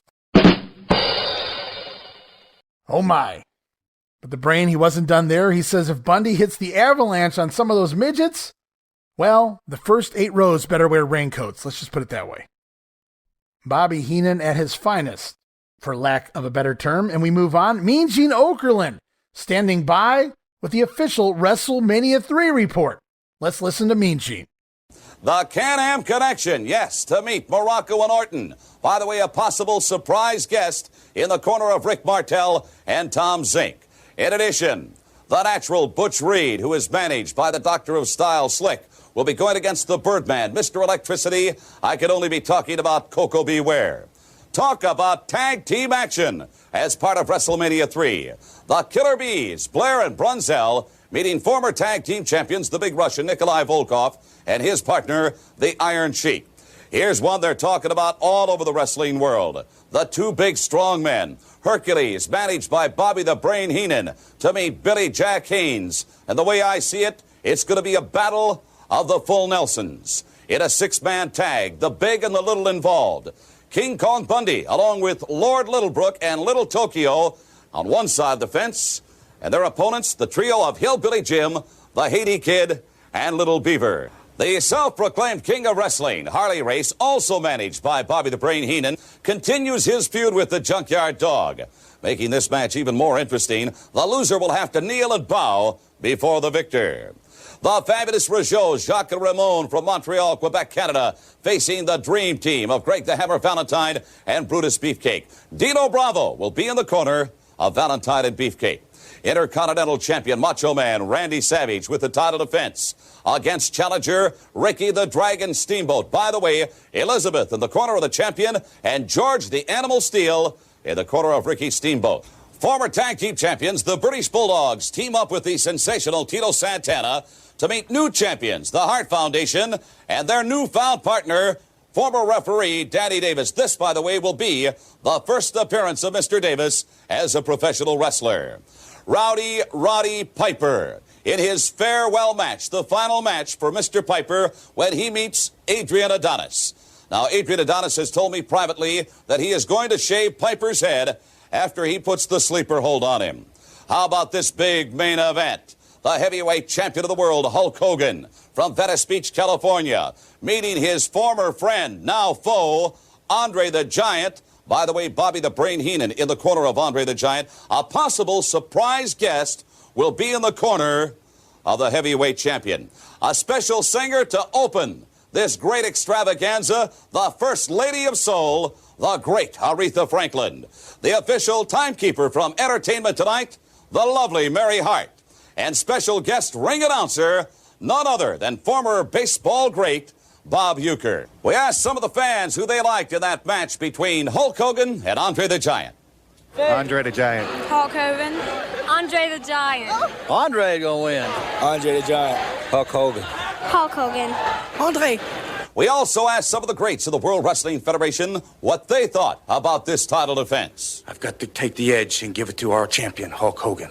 Andre's the real giant. Hulk thinks he's such a big shot. Well, nobody knows better than the Hitman the Anvil, because we've been against Andre the Giant in WrestleMania 2. Yeah, and he is one bad dude. Hulk, you're my buddy. I gotta vote for you. Anybody in the Heenan family, go straight to the top. I'm going with the Hulk brother, because he is number one. I am going to go with Hulk Hogan because he's a friend of mine. Wait a minute. How can you go with Hulk Hogan? The man's been unbeaten for a decade and a half, 15 years. Andre the Giant, that's who I think. President, I think it should be Butch Reed wrestling Hulk Hogan. But Hulk Hogan, I hope the Giant just squashes you like a grape. So there it was, the first 11 of 12 matches announced. Did you catch it? Mean Gene talks a surprise guest in the corner of the Can-Am Connection, as well as in the corner of WWF Champion Hulk Hogan. In the first 11 matches announced, everything except Jake the Snake and the Honky Tonk Man. Plus, here we learned Aretha Franklin will be there to sing America the Beautiful. The guest timekeeper will be Entertainment Tonight's Mary Hart, and guest ring announcer, Mr. Baseball Bob Uecker. Without thinking too hard, Uecker may be my favorite WrestleMania celebrity of all time. Anywho, if you didn't get enough of the midget jokes earlier on the show, Bobby Heenan continues to talk more midgets and Bob Uecker. Because there's no way that he can get out of that. Well, he's going to be on the side of King Kong. But you know something? The four midgets that are involved in that mixed tag team match, the four of them together don't weigh as much as Bundy does. That's correct. You know something about Lord Littlebrook? What about? He happens to be the illegitimate child of Lord Alfred Hayes. Get out of here. I have documented proof on that. Will you stop? He's being very facetious, folks. We'll be back at the conclusion right after. Do you know this match, this midget match? We're going back is to a it right short now. match. Very fun. Let's go to Get out of that. Definitely not. Well, I love that. Not too often you're going to see that hold around, especially with the big guys. The little guys, they can do that hold with. Let me tell you something, Shrimp Boat. You better do better in WrestleMania. Bundy is your partner and Little Toki than you did out there, because you caused us to lose that match. I'm personally going to make sure that you answer to me. I'll tell you a guy who in that particular mixed six-man who will not be afraid of King Kong Bundy besides the hillbilly, and that's Little Beaver. Probably pound for pound the toughest Indian wrestler ever. Absolutely. You mean distant brother to Chief J. Strongbow? Oh, why do you say that's not true? Why do you say these untruths? Looks like Strongbow. He's an Indian. It's good enough for me. He's a lot brighter than Strongbow. How well do you know our special guest ring announcer, Mr. Baseball himself, Bob Uecker? Well, I know one thing about Bob Uecker. He was responsible for the St. Louis Cardinals team when he played on them for winning the pennant in 1967. Oh, I didn't know that. Yes, the last month he had hepatitis. Oh. He is indeed our special guest ring announcer for WrestleMania 3. We'll be back. Curveball Uecker. All right, so we were coming out of a midget match, a one-on-one match between Lord Littlebrook and Cowboy Lang here. Bobby Heenan refers to the English Littlebrook as the illegitimate child of Alfred Hayes. And the joke there being, while Littlebrook is small, I believe Hayes and Littlebrook less than a year apart in age. That's right, Littlebrook pushing 60 years old here, heading into WrestleMania. And of course, the brain referring to that match as a short match. With Cowboy Lang going over on Littlebrook, Bobby Heenan said that the Shrimp Boat better do better at WrestleMania 3. He gets one more midget joke in here. He says he heard that Little Beaver is the distant brother of Chief J. Strongbow. Oh, what are you going to put Beaver down like that for? And I wrote LOL as Bobby Heenan had to close with a Bob Uecker joke. Says Uecker was responsible for the St. Louis Cardinals winning the pennant. The last month of the season, Uecker was out with hepatitis. Old curveball Uecker, says the brain. I wrote LOL. Funny stuff from Bobby Heenan as the show goes on. Mean Gene Okerlund once again interviewing Roddy Piper in regards to his retirement announcement. And then we get Bobby Heenan's response. Well, the rumor mill has been churning in recent weeks, and Roddy Piper, I wanted to get it direct from you. Speculation as to possible retirement for you of all people. I will remove all doubt. Yes, I am retiring. Yeah. Yes, I am retiring. May you be a half an hour in heaven before the devil knows you're dead. Well, if there was to be a sad part, in fact, about WrestleMania 3, and it is Roddy Piper's final appearance as a wrestler. What are you laughing for? Who cares what that miserable bagpipe salesman does? I guarantee you there are literally thousands and thousands and thousands of fans who care. They do? About Roddy Piper's retirement. Nobody I've talked to cares about Roddy Piper. I understand he's going to your home ground and do some stomping out around Hollywood. Oh, yes, he's going to work in the... No, he's going to work in the pictures. That's what I said. No, not a movie star. He's going to work at the Paramount Studios and park the tour buses. That's all he's going to do there. Why don't you stop? We'll be back in just a moment with the Islanders. I'm a star now. I'm a star. So once again, we learned Roddy Piper retiring after WrestleMania 3. Bobby's response, who cares? Piper's not off to Hollywood to go act. He's going out there to park tour buses. And as the show goes on, we get a primetime exclusive match featuring Haku and Tama, the Islanders, taking on the team of Joe Murdo and Al Navarro. Now, this match airs here on primetime February 23rd, but it was actually only taped a few days prior, February 17th. A primetime exclusive, and I bring this up for two reasons. The match is joined in progress. You might say, why is the squash match joined in progress? Well, it's reported that a fan attempted to jump in the ring during this match, and he had to be taken away by security. So the action actually picks up right after that incident with the fan. And can you imagine that, a fan trying to jump into a Haku match? I think it's safe to say that security saved that fan's ass. Now, the other reason I bring this match up is because you'll note that the referee for this match was indeed Rita Marie, aka Rita Chatterton, who many believe that she implicated Vince McMahon in a sexual assault back in '86. And because I've seen it reported so much online that Rita Marie left the company back in '86, I thought it was very important here to point out that she was still working for the company here at least into February of 1987, and we'll keep an eye on her and we'll see how much longer she's here with the company. But as of the February 17th tapings, Rita Marie's still involved with the WWF. We'll see her here on this edition of Primetime, and we'll see her again in the weekend ahead on Wrestling Challenge, and we'll talk about that when we get there. Now, as for this Islanders match, they pick up the win, and we throw back to the studio with Gorilla and Bobby Heenan. And now that the majority of the WrestleMania 3 card has come out, we learn the Islanders aren't necessarily a part of the pay-per-view. Bobby has his take on the subject. Haku and Tama, the Islanders, two dominating forces here in the World Wrestling. You're not going to believe what I just heard. Go ahead. Where is WrestleMania 3 being held? Silverdome, Pontiac, Michigan. Pontiac, Michigan. Did you hear what happened to the Islanders the other day? Uh-huh. They thought they were going to WrestleMania. They didn't understand. They sat for over 8 hours in a Pontiac waiting for something to happen. Please. Well, not many people know that. So WrestleMania 3 taking place at the Pontiac Silverdome. Bobby Heenan says the Islanders, well, they got confused and sat in a Pontiac instead. As we conclude here with Prime Time, it's one final soundbite for the program. It's WWF champion Hulk Hogan picking up a big win over King Kong Bundy. We're going to hear Bobby Heenan's thoughts on all of that. He had his shoulder up. Everybody's been protecting Andre the Giant. I think some referees protecting Andre the Giant? I mean, Hulk Hogan. Some referees, I think, are scared to count three. They're scared what the media's going to say, the WWF's going to say, the people, the throngs of people. They're scared to make a decision. I'm going to have an extra cut made of that tape. I'm going to have it made up for you so you can take it with you. And the next time that you run in to your newly acquired giant, you can play it for him and show him what he's in for come March 29th. You mean what he's in for? What he's in for? How much does King Kong Bundy weigh? 480. 480, 490, at any given time close to that 500-pound mark. How much does Andre weigh? He goes about, say, 5 1/4, 5'10". 5 1/4. You're talking about a lousy 25, 30 pounds difference between he and King Kong Bundy. Did you see the power slam applied by the world's heavyweight champion? That's something for Andre to look forward to. Well, you think Hogan's going to slam Andre the Giant? What makes you think he can't? Because Andre the Giant stands 7'5". So? Oh, I know what you're going to say. He can get under him easier. It's going to be easier. No, it's not going to be easier.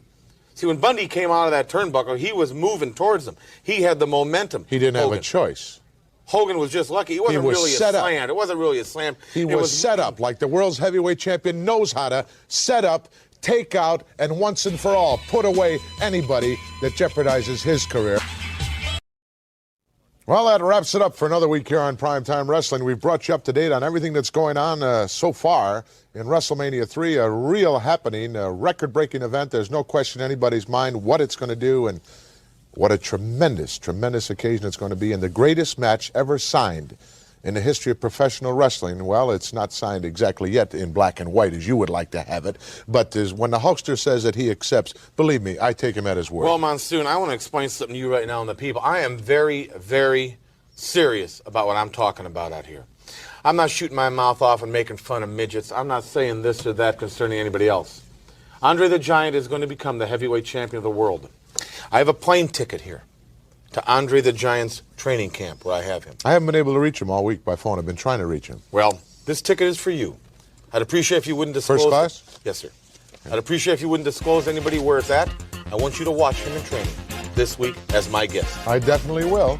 Until next week, Gorilla Monsoon for the Brain saying so long. I can pose for myself. All right, and Hogan scoring a big power slam there on King Kong Bundy as Bobby Heenan says the cheating referee was fearing backlash from the champion. Hogan might have slammed Bundy, but can the Hulkster slam Andre the Giant? Bobby Heenan doesn't think so. From there, we hear the Brain. He gives Gorilla Monsoon a ticket to Andre the Giant's training camp. A ticket to a training camp? Talk about going all out here for WrestleMania. As we move into the final weekend of February, it's WWF Superstars for February 28th, taped now February 16th. New Haven, Connecticut at the Civic Center. It's Vince McMahon, Jesse the Body Ventura, and Bruno Sammartino on commentary. And they waste no time here this week, guys. It's right off to the Hulk Hogan Andre the Giant contract signing, with Bobby Heenan and Andre the Giant sitting across the table from the WWF champion Hulk Hogan, with the WWF Championship belt laying in between the two on said table. President Jack Tunney seated in the middle. Standing behind them, we see Blackjack Lanza, Arnold Skolland, and a few other unknowns standing by as Mean Gene Okerlund conducts the contract signing. Jack Tunney asks Mr. Rusimov to sign the contract. Shoot!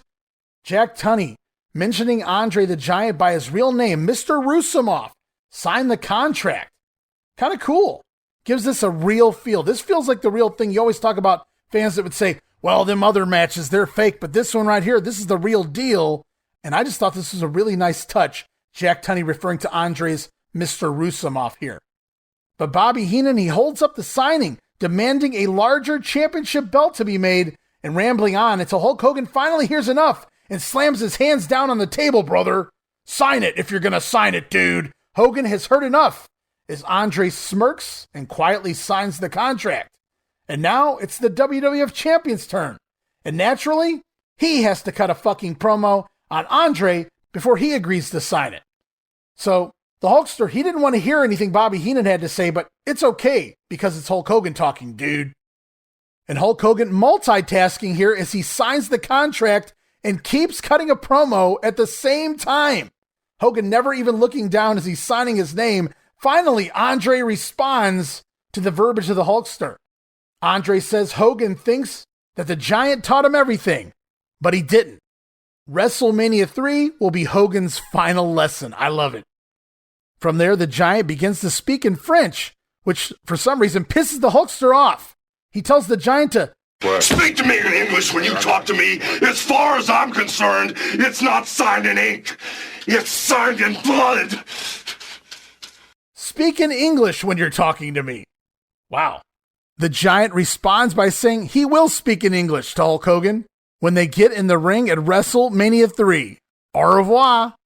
A really cool asshole promo here from Andre the Giant. He speaks in French. It pisses Hulk off. He says, you want me to speak in English? I'll do my talking in English in the ring at WrestleMania. And then he closes with yet another French line, au revoir. We'll see you later, Hulkster.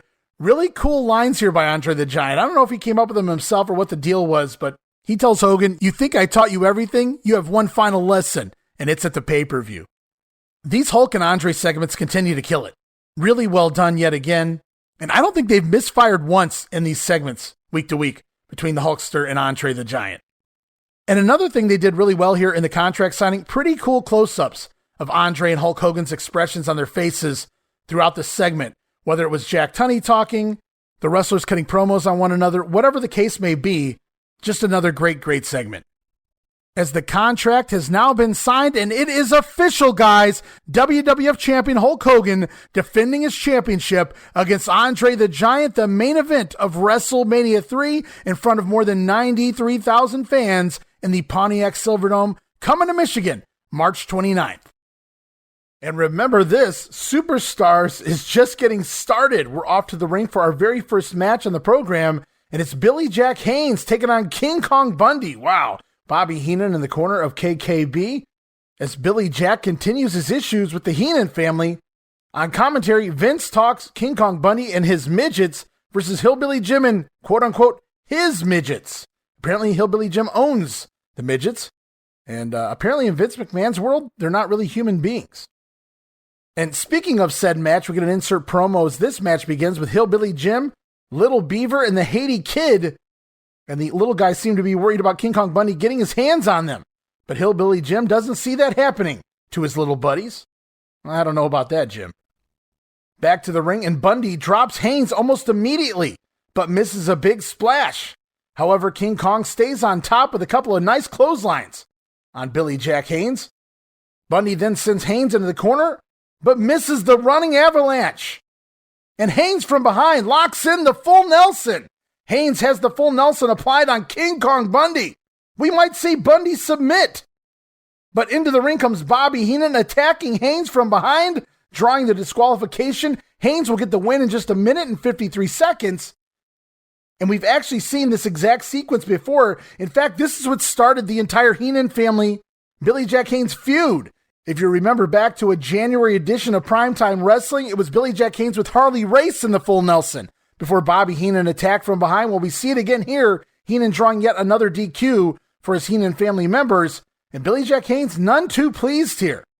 The Brain, however, lures Billy Jack out to the floor to chase Heenan around ringside, when from out of nowhere Hercules attacks from behind, laying out Haynes, rolling him into the ring, where Bundy and Hercules do a 2-on-1 beatdown, laying out Billy Jack to massive boos from the fans.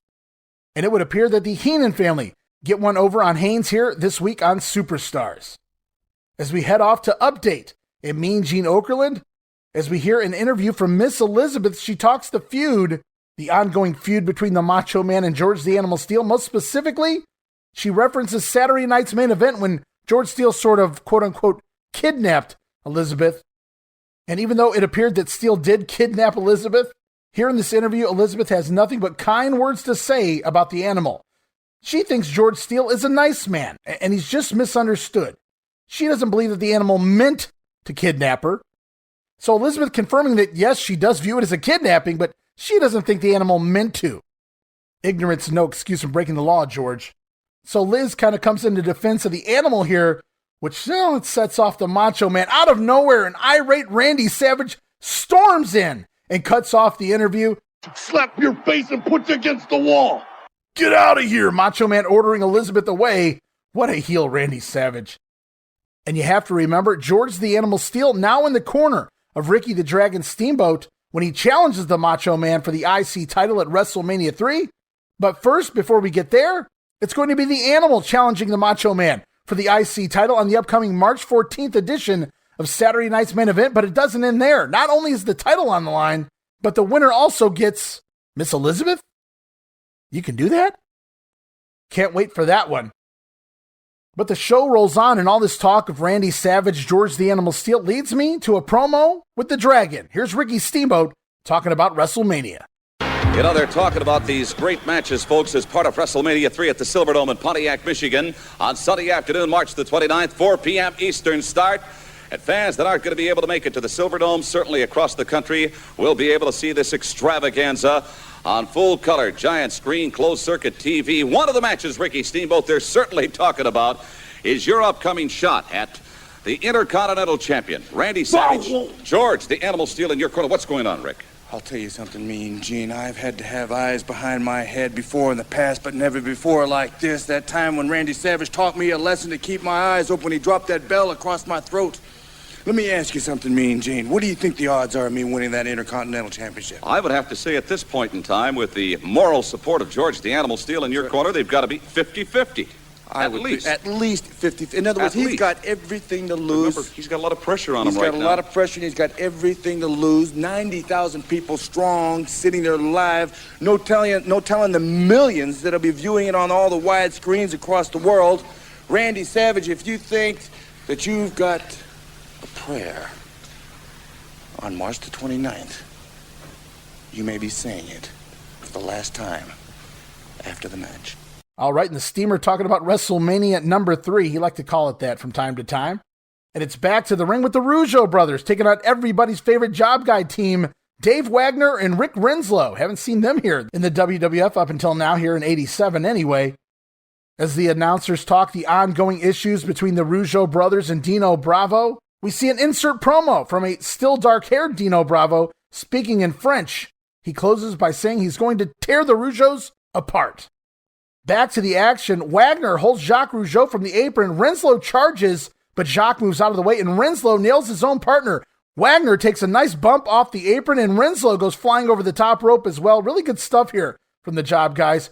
But the action continues. Jacques Rougeau with drop kicks to both men simultaneously. One-footed drop kicks, and great bumps again by Renslow and Wagner. Before we go into the finish, it's the Tower of Quebec. Made famous by the Quebecers, well, it was done back here in the Rougeau brothers' time as well. Raymond Rougeau with an assisted somersault senton off the top rope onto Wagner. Rougeaus get the quick win, 1 minute and 47 seconds.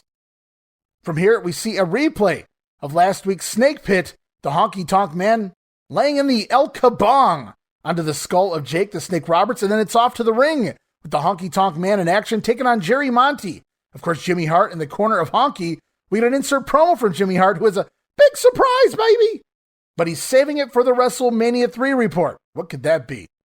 As for the match, well, not really much here. It's the Shake, Rattle, and Roll Neckbreaker, picking up the win for the Honky Tonk Man in just 1 minute and 32 seconds. And post-match, Honky on the microphone, he appreciates the fan support, and thus, we get to hear his theme, Honky Tonkin', played once again.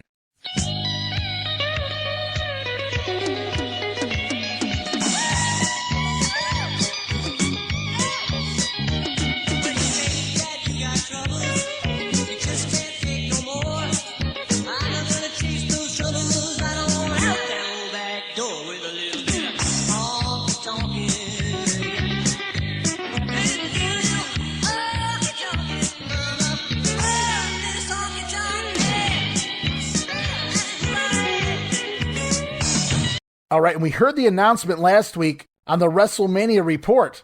Some special celebrities added to WrestleMania, including Bob Uecker, who's standing by with Mean Gene Okerlund. Uecker going to be the guest ring announcer for WrestleMania 3's main event between Andre and Hulk Hogan.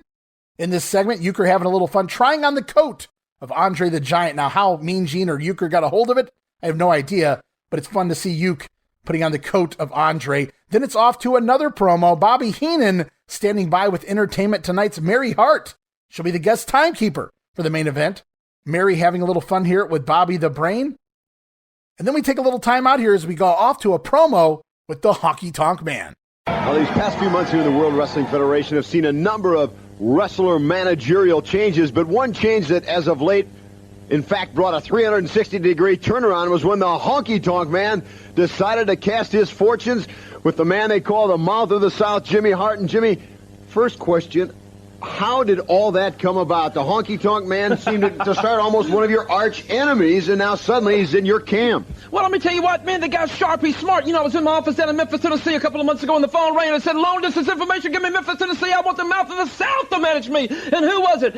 It was the Honky Tonk Man, baby. And let me tell you what, I am so excited. Look, he's here with me right now. Come here, Honky Tonk. Tell him, Daddy. Tell him, baby. All right, well, Honky Tonk Man, what made you change your entire wrestling style and suddenly team up with the Mouth of the South, Jimmy Hart? Because it's simple. I couldn't trust anybody in the World Wrestling Federation. There was nobody to be trustworthy. There was only one person, and my mama said, you seek out that person that can handle your affairs the best. You seek out the one man that can find out what happened to all them votes. You find out what happened to all them votes of confidence you were supposed to get, son. And I found out I got Colonel Jimmy Hart. He got to the bottom of it. And you know what the number one man was? The number one vote cast against the Honky Tonk Man was none other than Hulk Hogan. Hogan. Somebody I thought was my friend, somebody I thought was going to help me in the World Wrestling Federation. But no, he's jealous. He's jealous of the Honky Tonk Man. He's jealous of the way I walked. He's jealous of the way I talk. He's jealous of my natural jet black hair. He's jealous of these $10,000 suits. And while I'm talking about my hair, I'm sick and tired of every one of them people out there saying that I got grease on my hair. See, when I was born, my mama left my hair wet like this, and she said she wanted it to stay curly for the rest of my life.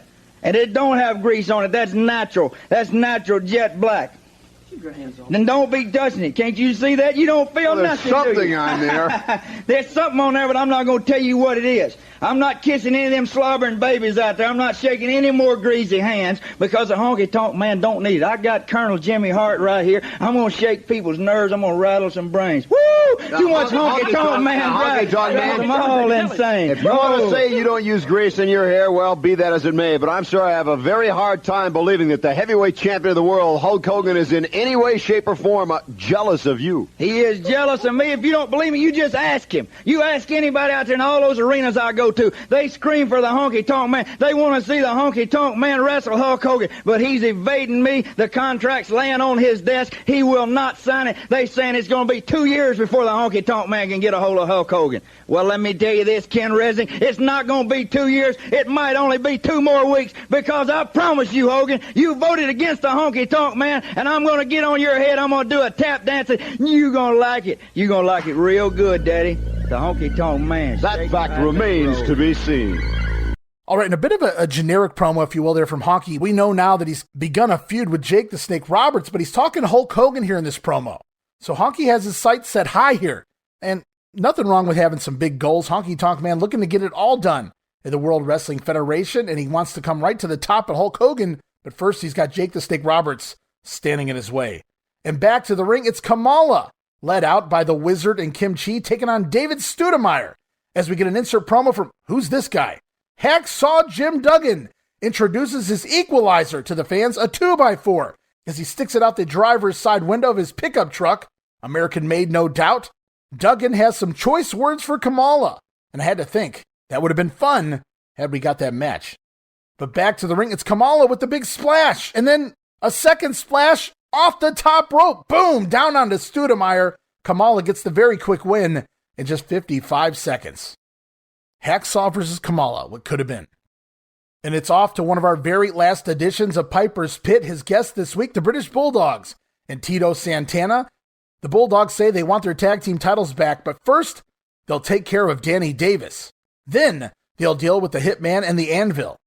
And to be honest with you guys, if you go back and listen to this yourselves, I can barely understand either of the Bulldogs here. Lots of mumbling going on. I'm not really sure why. And Tito Santana just really there to round out the team. But he does make it clear he also wants his hands on referee Danny Davis. Arriba! Ends the segment. And it's off to our next WrestleMania 3 report with Gene Okerlund. And surprise, Jimmy Hart was talking about this earlier, another match added to the pay-per-view. It'll now see Jake the Snake Roberts versus the Honky Tonk Man on the card, with rock star Alice Cooper in the corner of the Snake. So now 12 great matches have been signed. WrestleMania is complete. As we roll off to yet more promos, earlier we saw Mean Gene with Bob Uecker. This time it's Bobby Heenan standing by with the Uke. And I don't know what it is with Uecker trying on jackets. Earlier it was Andre the Giant's. This time he wants to try on Bobby Heenan's sequin jacket, but the brain allows him to do it and then takes it right back. Classic Bobby Heenan. And then we're off to another Mary Hart interview. This time she's standing by with Jesse the Body Ventura, who no doubt's had some fun here with Mary Hart. And you can take that any way you want. We also learn yet again Aretha Franklin will sing America the Beautiful. Who's zooming who?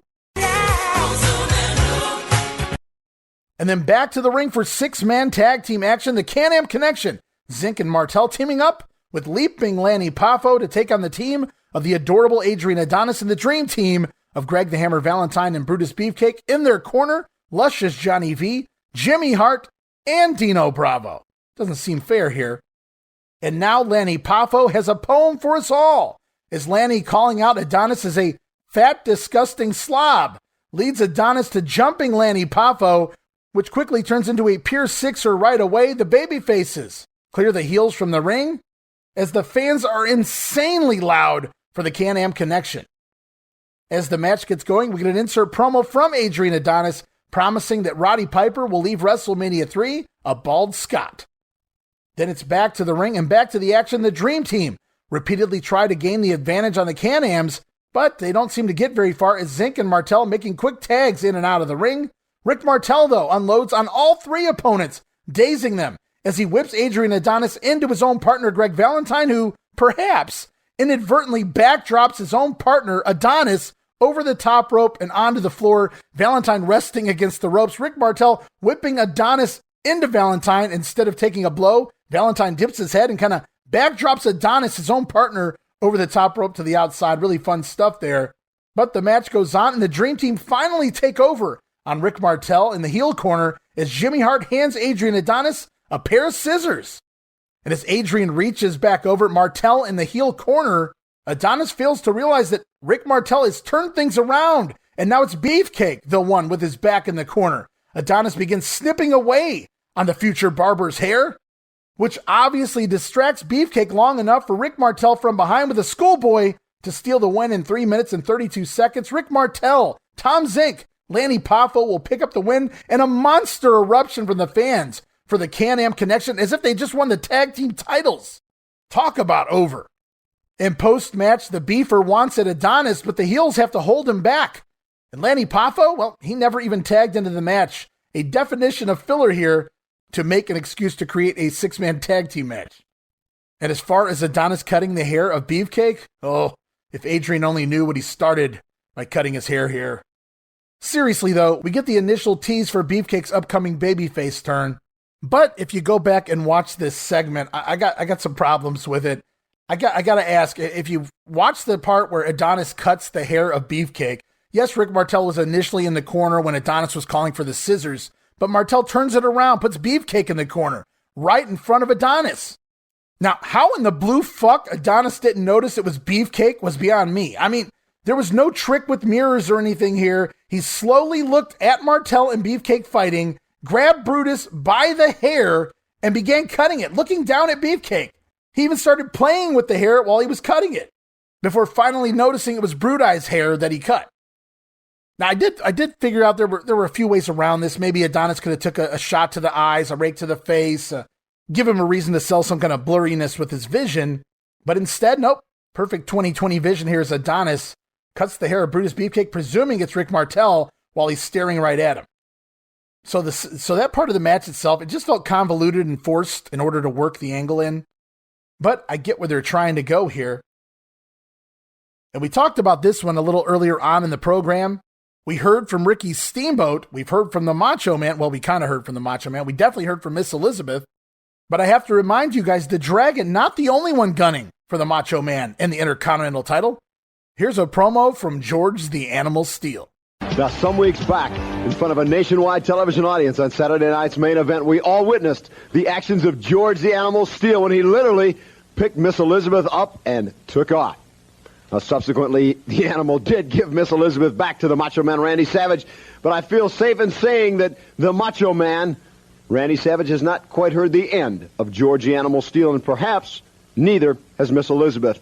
And with those thoughts in mind and talking about Miss Elizabeth, perhaps we can coax George the Animal out and to get his views on just exactly what his thoughts are, not only towards Miss Elizabeth, but George, towards the Intercontinental Champion, Randy Savage, as well. Captain say, forget Elizabeth. Beat Savage. Savage hit George. Now George hurt Savage. Take Elizabeth. Be new champion. Elizabeth. Not manage Savage. Maybe Elizabeth manage George. You manage Savage. Doubt that very soon.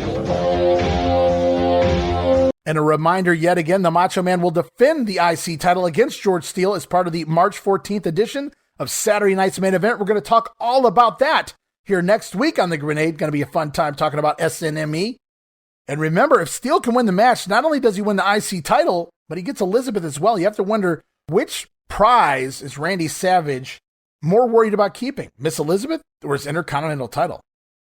Savage fighting for everything as part of Saturday Night's Main Event. And that'll conclude this edition of Superstars which leaves us with just one more episode of TV for this episode of The Grenade, and it is the very first day of March. Yes, March the 1st, 1987 Wrestling Challenge, taped on February 17th, Springfield, Massachusetts, at the Civic Center.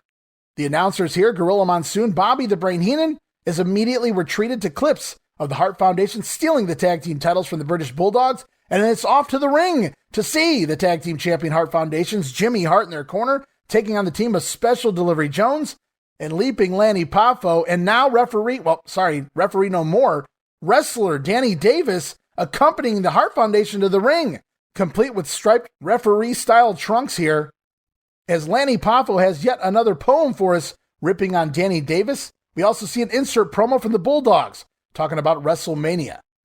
Poffo initially starts the match briefly before tagging out to SD Jones, who catches a knee to the back from the Hitman. Jones running the ropes, catching a knee from the Hitman on the apron, and the Hart Foundation take over from there. And it's with this I note that Gorilla Monsoon refers to Bret Hart in this match as the excellence of execution. It's one heart attack later, and SD Jones down for the count. Hart Foundation pick up the win in 2 minutes and 35 seconds. Post-match, we see Danny Davis slinker into the ring, taking his cheap shots, putting the boots to Special Delivery Jones. From there, it's off to a replay of the Hulk Hogan-Andre contract signing we saw on Superstars. So let's head back to the ring. The King, Harley Race Bobby Heenan in his corner, taking on Mario Mancini. And with Heenan at ringside, we get luscious Johnny V on commentary for this one. And hey, once again, we saw her on Primetime as part of the same taping. Here is part of this February 17th taping. Rita Marie, referee Rita Marie, a.k.a. Rita Chatterton, still here as she refs this Harley Race matchup. Johnny V does nobody any favors as he refers to her as that broad in the ring. Also, during this match, we get an insert promo from the Junkyard Dog. JYD says he doesn't want to teach Harley Race how to bow. He's going to teach him how to curtsy. A little curtsy from Harley Race to the Junkyard Dog. That would have been incredible. In the ring, not a whole lot going on. Race busts out the cradle suplex, no bridge. Yet again, scores the win, 1 minute and 24 seconds. As we're off to a promo from the Rougeau brothers, Jacques and Raymond. Come on in, the fabulous Rougeau brothers from Montreal, Quebec, Canada. Gentlemen, welcome aboard, and a big one for the two of you going against former tag team champions on the 29th in Great the Hammer Valentine at Brutus Beefcake, Jacques. Well, you know, I think it's an opportunity that any professional wrestler in the whole world would want to be in our shoes right now. When you say welcome aboard, Mean Gene, you make me feel so big. It's like when I was a little boy and when I used to see the big matches where I come from in Montreal, in the Montreal Forum. I dreamed about wrestling in the Montreal Forum. In our days today, people dream. They sit and they say WrestleMania is the biggest thing in their career. Well, Mean Gene, thank the Lord, thank my brother Raymond that supported me all this time, and we're in WrestleMania. You know, gentlemen, I don't know if you can visualize it, but 93,000 plus will be on hand in the Silverdome. It's going to be an indoor attendance record, and Raymond, that's got to be exciting in itself. Well, you know, Gene, it's the thrill of a lifetime. I mean, this is the top in professional wrestling. And, you know, we have a lot of French fans out there and a lot of French friends that we'd like to, you know, speak a little French to us. S'il vous plaît. Okay? S'il vous plaît. OK, d'autres, on voudrait simplement dire qu'on remercie tous les gens qui nous ont supportés pendant toutes les années. Mon frère et moi, on a la chance unique de participer à WrestleMania 3, puis c'est le plus grand événement dans le monde de la lutte. I wonder if I could try that on you, Jock, a little French, if you would, please. Well, I'd be glad to. And don't be offended, please. Je voudrais seulement dire aux gens, comme mon frère a dit, que si aujourd'hui je suis où ce que je suis, c'est grâce à mon frère. Thank you for giving us the opportunity to be here with you, because WrestleMania is the biggest thing in the whole world, and we're so glad to be part of it. You had better believe it. Raymond and Jacques, the Rougeau brothers, going up against Valentine and Beefcake, one of the sensational matches, part of WrestleMania 3 on Sunday, March the 29th. The French-Canadian Rougeaus, they're not quite all-American boys yet. And yes, they are. They're headed to WrestleMania to take on the Dream Team. They also have their issues with Dino Bravo. And we're back to the ring with the Birdman, Coco Beware, taking on Iron Mike Sharp as we get an insert promo from Butch Reed talking WrestleMania. Reed stating that Coco may be a bird, but after WrestleMania, he will be plucked and stuffed. In the ring, Coco Beware with the missile dropkick and an awesome picture-perfect Ghostbuster, a brainbuster from someone the size of Coco Beware on someone the size of Mike Sharp. Not only does he get him up, but it looks great here as Coco Beware gets the win in 1 minute and 59 seconds. And the WWF making the most of their guest celebrities for the big pay-per-view. Bob Uecker, yet again, this time posing with Jesse the Body Ventura in a fun little vignette. And speaking of vignettes, it's off to our very first Hacksaw Jim Duggan vignette. He's coming to the WWF as we see Hacksaw here, the everyman's man, sweeping up trash. And he says he's coming to the WWF to sweep up trash like the Macho Man Randy Savage. That would have been fun in 1987. Speaking of which, it is time to see the Macho Man. It's IC champion Randy Savage with Elizabeth in his corner, taking on the returning Jimmy Powers. And Powers looks a little unusual here to me because, well, he's wearing blue trunks. You just didn't see that very much from Jimmy. Nevertheless, Jimmy Powers back in the WWF and Johnny Valiant back on commentary as Bobby Heenan has an upcoming appearance on the Snake Pit. And we've talked about this before. I love this little basic continuity that they do. Hey, Bobby Heenan's going to be on the Snake Pit in the next segment. Let's pull him off commentary. Even though most of this commentary is done in post-production. As the match gets going, we get an insert promo from Ricky the Dragon Steamboat. He talks adding a twist to things. You see, it's always the Macho Man who has someone in his corner, but at WrestleMania, it'll be the Dragon who has someone in his corner. The Dragon reminding everyone that George the Animal Steel in his corner at WrestleMania 3, and then back to the action. Jimmy Powers gets in some shots on Randy Savage early, but the Macho Man blocks a monkey flip out of the corner, and Powers lands on the back of his neck. Oof, that's got a hoit. And the Macho Man, with a flying elbow drop, gets the win in 1 minute and 39 seconds. Welcome back to the World Wrestling Federation, Jimmy Powers.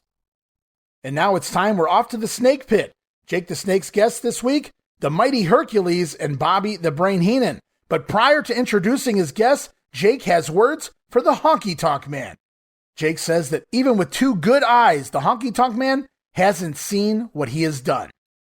And we know that match is now official for WrestleMania, but out comes Hercules and Bobby Heenan. Jake kind of putting Hercules over initially. He says he remembers Hercules back when he ran his own life. Why did Hercules select Bobby Heenan as his manager? Hercules says he was a mere child before when he knew Jake the Snake Roberts. Now he is a man with the guidance of the brain.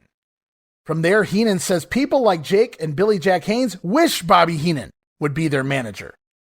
Jake references some presumed conversation in the past. He asks Bobby Heenan if he remembers when the Snake told him no, implying that Bobby Heenan once came to Jake asking to manage him, of course Roberts turning him down. Hercules goes on to talk WrestleMania and his opponent Billy Jack Haynes. He puts Haynes over as a gladiator and a great warrior, but Billy Jack is just a mere mortal. Hercules is an immortal who can pluck lightning bolts from the sky.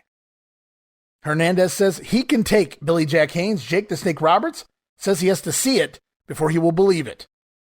Won't have to wait too long. WrestleMania, just 4 weeks away. And some fun here with the delivery of some of Hercules' lines in the Snake Pit segment. Billy Jack Haynes, immortal, but Hercules, he's apparently now a Greek god because he's deeming himself immortal, like Hulk Hogan, I suppose. Hercules going to pluck some lightning bolts out of the sky. Boy, I would love to know what these guys were on back here at this challenge taping. And so we've heard from one side of the WrestleMania match with Hercules. Now it's off to hear from Billy Jack Haynes. All right, one of the great feuds that we've got to talk about when we mention WrestleMania 3 at the Silverdome in Pontiac, Michigan, a Sunday afternoon, March the 29th, 4 p.m. Eastern start. Billy Jack Haynes, this feud of yours between yourself and Hercules has really come to the boiling point. As a matter of fact, it's boiling over. It is no longer just a feud. It is all-out war. Mean Gene, WrestleMania 3, March 29th in the Pontiac Silverdome is the biggest day of my life.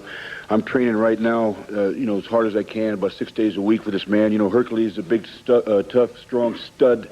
Weighs about 260 pounds. Bench press is 500 pounds. And Gene, I hate to scream and yell when I do an interview. And I wear Oregon across the seat of my trunks. That's where I'm from. I love my home state. But all the other 49 states, I'm very proud to be an American. I love you. Hercules, I'm directing right this at you. For 5 years, I've been master of the full Nelson. WrestleMania 3, March 29th in the Pontiac Silverdome, punk. You put that full Nelson on me, you better make sure I go down, and you better hear my neck break, punk. Because if I put that full Nelson on you, I'm promising to millions of people, the way you humiliated me, he didn't stay out of it. This is between two men. If I get that full Nelson on you, brother, I'm going to break your neck right in the middle of the ring. You can take it to the break, Gene.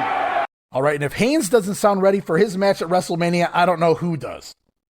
From there, it's a WrestleMania 3 report replay, as seen on WWF Superstars the day prior. So let's head back to the ring. We were scheduled to see Rowdy Roddy Piper take on Mr. Wonderful Paul Orndorff here this week, but they completely ignored the fact that they announced that last week, and instead, well, they try to make up for it. On one side, it's Nikolai Volkov with Slick and the Iron Sheik in his corner, but his opponent? The living legend, Bruno Sammartino. Wow, that came out of nowhere. And a very over Bruno, taking on one of his many challengers for the WWF title back in the 1970s. In one Nikolai Volkov here, we get an insert promo early on from the Killer Bees. They simply hope that Bruno leaves a little bit of Nikolai for them at WrestleMania 3. Remember, the Bees taking on Volkov and the Iron Sheik as part of the pay-per-view. Before the match can really get going, we are asked to rise and respect the singing of the Soviet national anthem. Bruno, always a gentleman, allows Nikolai to finish up. The Iron Sheik even gets in the USA Hak Tu line before Big Nick jumps Bruno Sammartino and stomps him down to the mat, and stomps and stomps and more stomps from Volkov. Gotta love his arsenal of offense. Nikolai sends Bruno into the corner, but runs into a pair of boots from Sammartino, and it's comeback time by the living legend. Bruno unloads with punches and kicks and knees, dropping the big Volkov down to the mat. Bruno locking in an impressive-looking half crab, stretching the evil Russian. And the Iron Sheik attacks, drawing a disqualification. Bruno Sammartino going to pick up the win in 2 minutes and 35 seconds. We saw something very similar to this with the Haynes and Bundy match just yesterday on Superstars. Heenan running interference. This time it's the Iron Sheik preventing the Volkov submission here, which is really unfortunate. I would love to see Bruno just pick up a win. Anyway, Sheiky Baby attacks Bruno Sammartino, leading to post-match shenanigans as the Sheik and Volkov attack Bruno, double-teaming him. But Bruno, well, you got to know Sammartino, not one to back down from anything. He fights both men off, one at a time. Bruno knocking the Sheik and Volkov all around the ring until the heels regroup, and they corner Bruno 2-on-1. Sammartino may be in trouble. However, it's the Killer Bees to the ring to run off the Iron Sheik and Nikolai Volkov, never even coming to blows. They hit the ring, and the heels want nothing to do with them. And it really looked like Sammartino was holding his own there. I don't know if he needed the Killer Bees, but we got to have some form of interaction heading into WrestleMania, I suppose. And I go back. Originally announced to be Piper versus Orndorff was the feature match for this episode of Wrestling Challenge. But instead, they give us Bruno Sammartino randomly inserted into a competitive match here on TV instead. And I'm presuming, no doubt, to make up for the fact that we don't get the big main event we were promised. And I'm not complaining at all about seeing Bruno here. However, the match itself, just a bunch of nothing. Sammartino appeared to have the win. Sheik hits the ring. Bees run them off, even though Bruno was holding his own. And as I already said, it gives the Bees a little something heading into their match with Sheik and Volkov at WrestleMania. But to be honest with you, I'd rather have seen Bruno in there at WrestleMania. Bruno versus the Iron Sheik. That wouldn't have been bad. Yeah, I could have went with that. And as we close out this edition of Wrestling Challenge, we got one more promo for you this week. This time it's Hillbilly Jim standing by with his little buddies. It's going to be King Kong Bundy, along with Lord Littlebrook and Little Tokyo, meeting this threesome. Little Beaver, the Haiti Kid, and you, Hillbilly Jim, a big one for everybody. Well, it sure is. Let me ask you something, Gene. What do you think about my little buddies here? Very little. Very little. No, they're very good. Oh. Very. Excuse me, Haiti. I didn't want to offend you. No, they're very good. He's funny like that, fellas. He likes crack jokes, you know. Well, you know, I want to say this. This is going to be a wonderful opportunity for Hillbilly Jim and for you two fellas, too. You know, because that King Kong Bundy is some kind of a nasty feller. And, you know, I have what you call felt his wrath before, because I remember one time not too long ago, he hurt my ribs real bad with that big avalanche or whatever that is he does, and it hurts a whole heap. But I'll say this right here in front of the whole world, fellas. We can take care of the business. You can take care of those other two little fellers. And I tell you what, I'm going to promise you guys this. I'm going to watch out for that big Bundy. I'm not going to let him get to you. Crushing on me. What if he comes in? Crushing on me, yeah. Don't you worry, because it ain't going to never happen. That's Hillbilly Jim telling me that. I have confidence. That won't be right. We all will be there. Yes. Yeah. Little Beaver, of course, you've got Lord Littlebrook and Little Tokyo on the opposing side, along with King Kong Bundy. That's right. And my partner, Haiti Kid, he's a good one. And Bundy, him and I, if he gives trouble to our friend here, we're going to make circles around him. Haiti Kid, watch the elbows, by the way. Oh. Haiti, just about that high. Haiti Kid, you've been in this kind of a situation before. Oh, I wasn't the one past. This one, we're going to be there 29, March 29. Right. Beaver and I and Hillbilly Jim, we're going to go be there. All right. Hillbilly, looks to me like you've got a couple of great partners for this very unusual six-man tag. Well, let me tell you something. I'm mighty proud about it, and I'll tell you folks something. You're going to see some things that you've never seen before, because King Kong Bundy, I don't believe, has ever had the chance, or should I say the misfortune, to step in the ring with Hillbilly Jim, plus these two little critters. So he's in a whole heap of trouble, and your little fellas just better watch themselves, too, because I'm going to be taking care of my buddies. I thank you very much, Hillbilly Jim, along with the Haiti Kid and Little Beaver, to be part of WrestleMania 3. Live from the Silverdome in Detroit, Michigan, Sunday afternoon, March the 29th. All right, and HBJ, that's Hillbilly Jim, warning that nasty fellow, King Kong Bundy, that he better not lay a hand on Little Beaver or the Haiti Kid, promising to take care of his little buddies. Well, that's the last time I hold Hillbilly Jim to his word. And there it was, guys. 4 weeks of February in the books. 4 more weeks to go until WrestleMania 3. That's right, next week we begin March of 1987 here in the WWF Project. And we're going to talk all of the WWF news for March of 87, all the last-minute WrestleMania 3 news heading into the big pay-per-view. We're going to look at match results and do a deep dive, an in-depth look into the March 14th, 1987 edition of Saturday Night's Main Event. That'll be the 10th edition of SNME. We're going to talk all about it next week. George the Animal Steel taking on IC champion Randy Savage. Not only is the belt on the line, but so is Miss Elizabeth. Also upcoming, the big 20-man battle royal as part of Saturday Night's Main Event. Lots of big names in there, from Hercules, Billy Jack Haynes, Demolition, Butch Reed, Mr. Wonderful Paul Orndorff, but the two biggest names involved, WWF champion Hulk Hogan and Andre the Giant. Will we finally see the showdown before we get to WrestleMania 3? Hulk and Andre, both participants in the big battle royal. King Kong Bundy scheduled to take on Jake the Snake Roberts. The Hart Foundation, with their first national broadcast title defense, taking on Tito Santana and Dan Spivey. Plus, Ricky the Dragon Steamboat goes up against the Iron Sheik. And with Steamboat and Savage on the same card, who knows what will happen? So next week, it's March 87 WWF News. We're going to take a look at all of the results from the house shows leading up to WrestleMania 3 and an in-depth deep dive look at Saturday Night's Main Event from March 14th. All of that and Soundbites Galore next week here on the Wrestling Memory Grenade. Thanks again, guys, for listening to the show. Promotional consideration paid for by the following. Coty Wild Musk, the essence of animal attraction. Wild musk oil for her, Coty Musk cologne for him. Use it before you stalk. Hey guys, Ray Russell here. Want to thank you again for listening to yet another edition, episode 65 of the Wrestling Memory Grenade. February 87, so huge, so hot, leading into WrestleMania that we had to split it in half.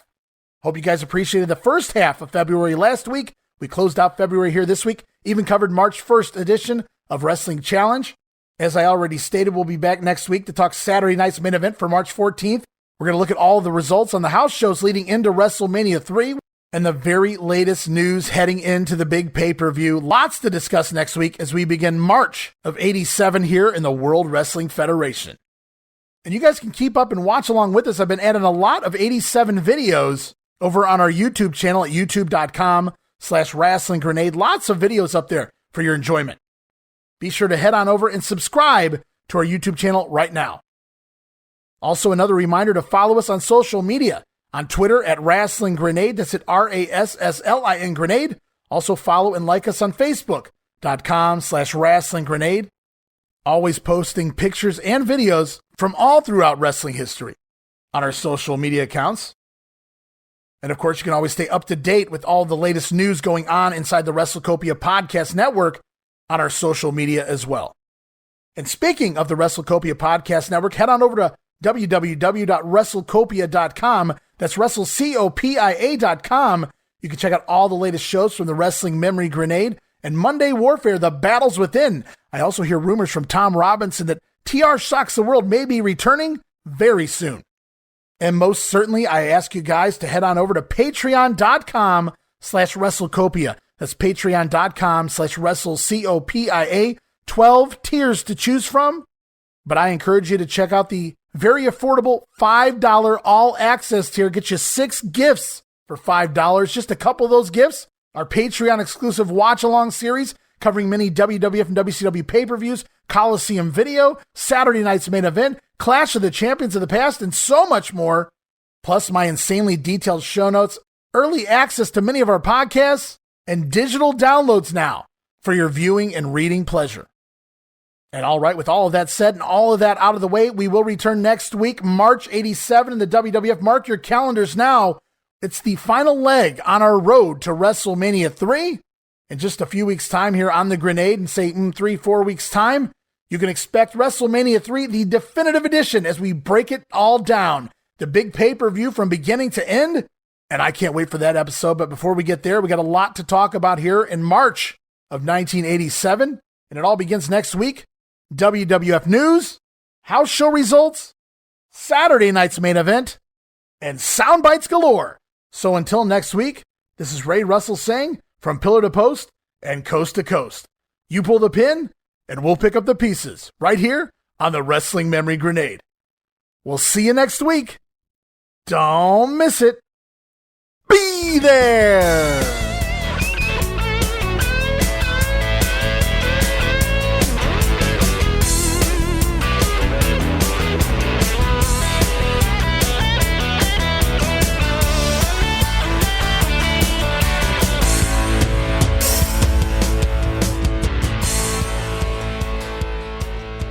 Speak to me in English when you talk to me. As far as I'm concerned, it's not signed in ink. It's signed in blood.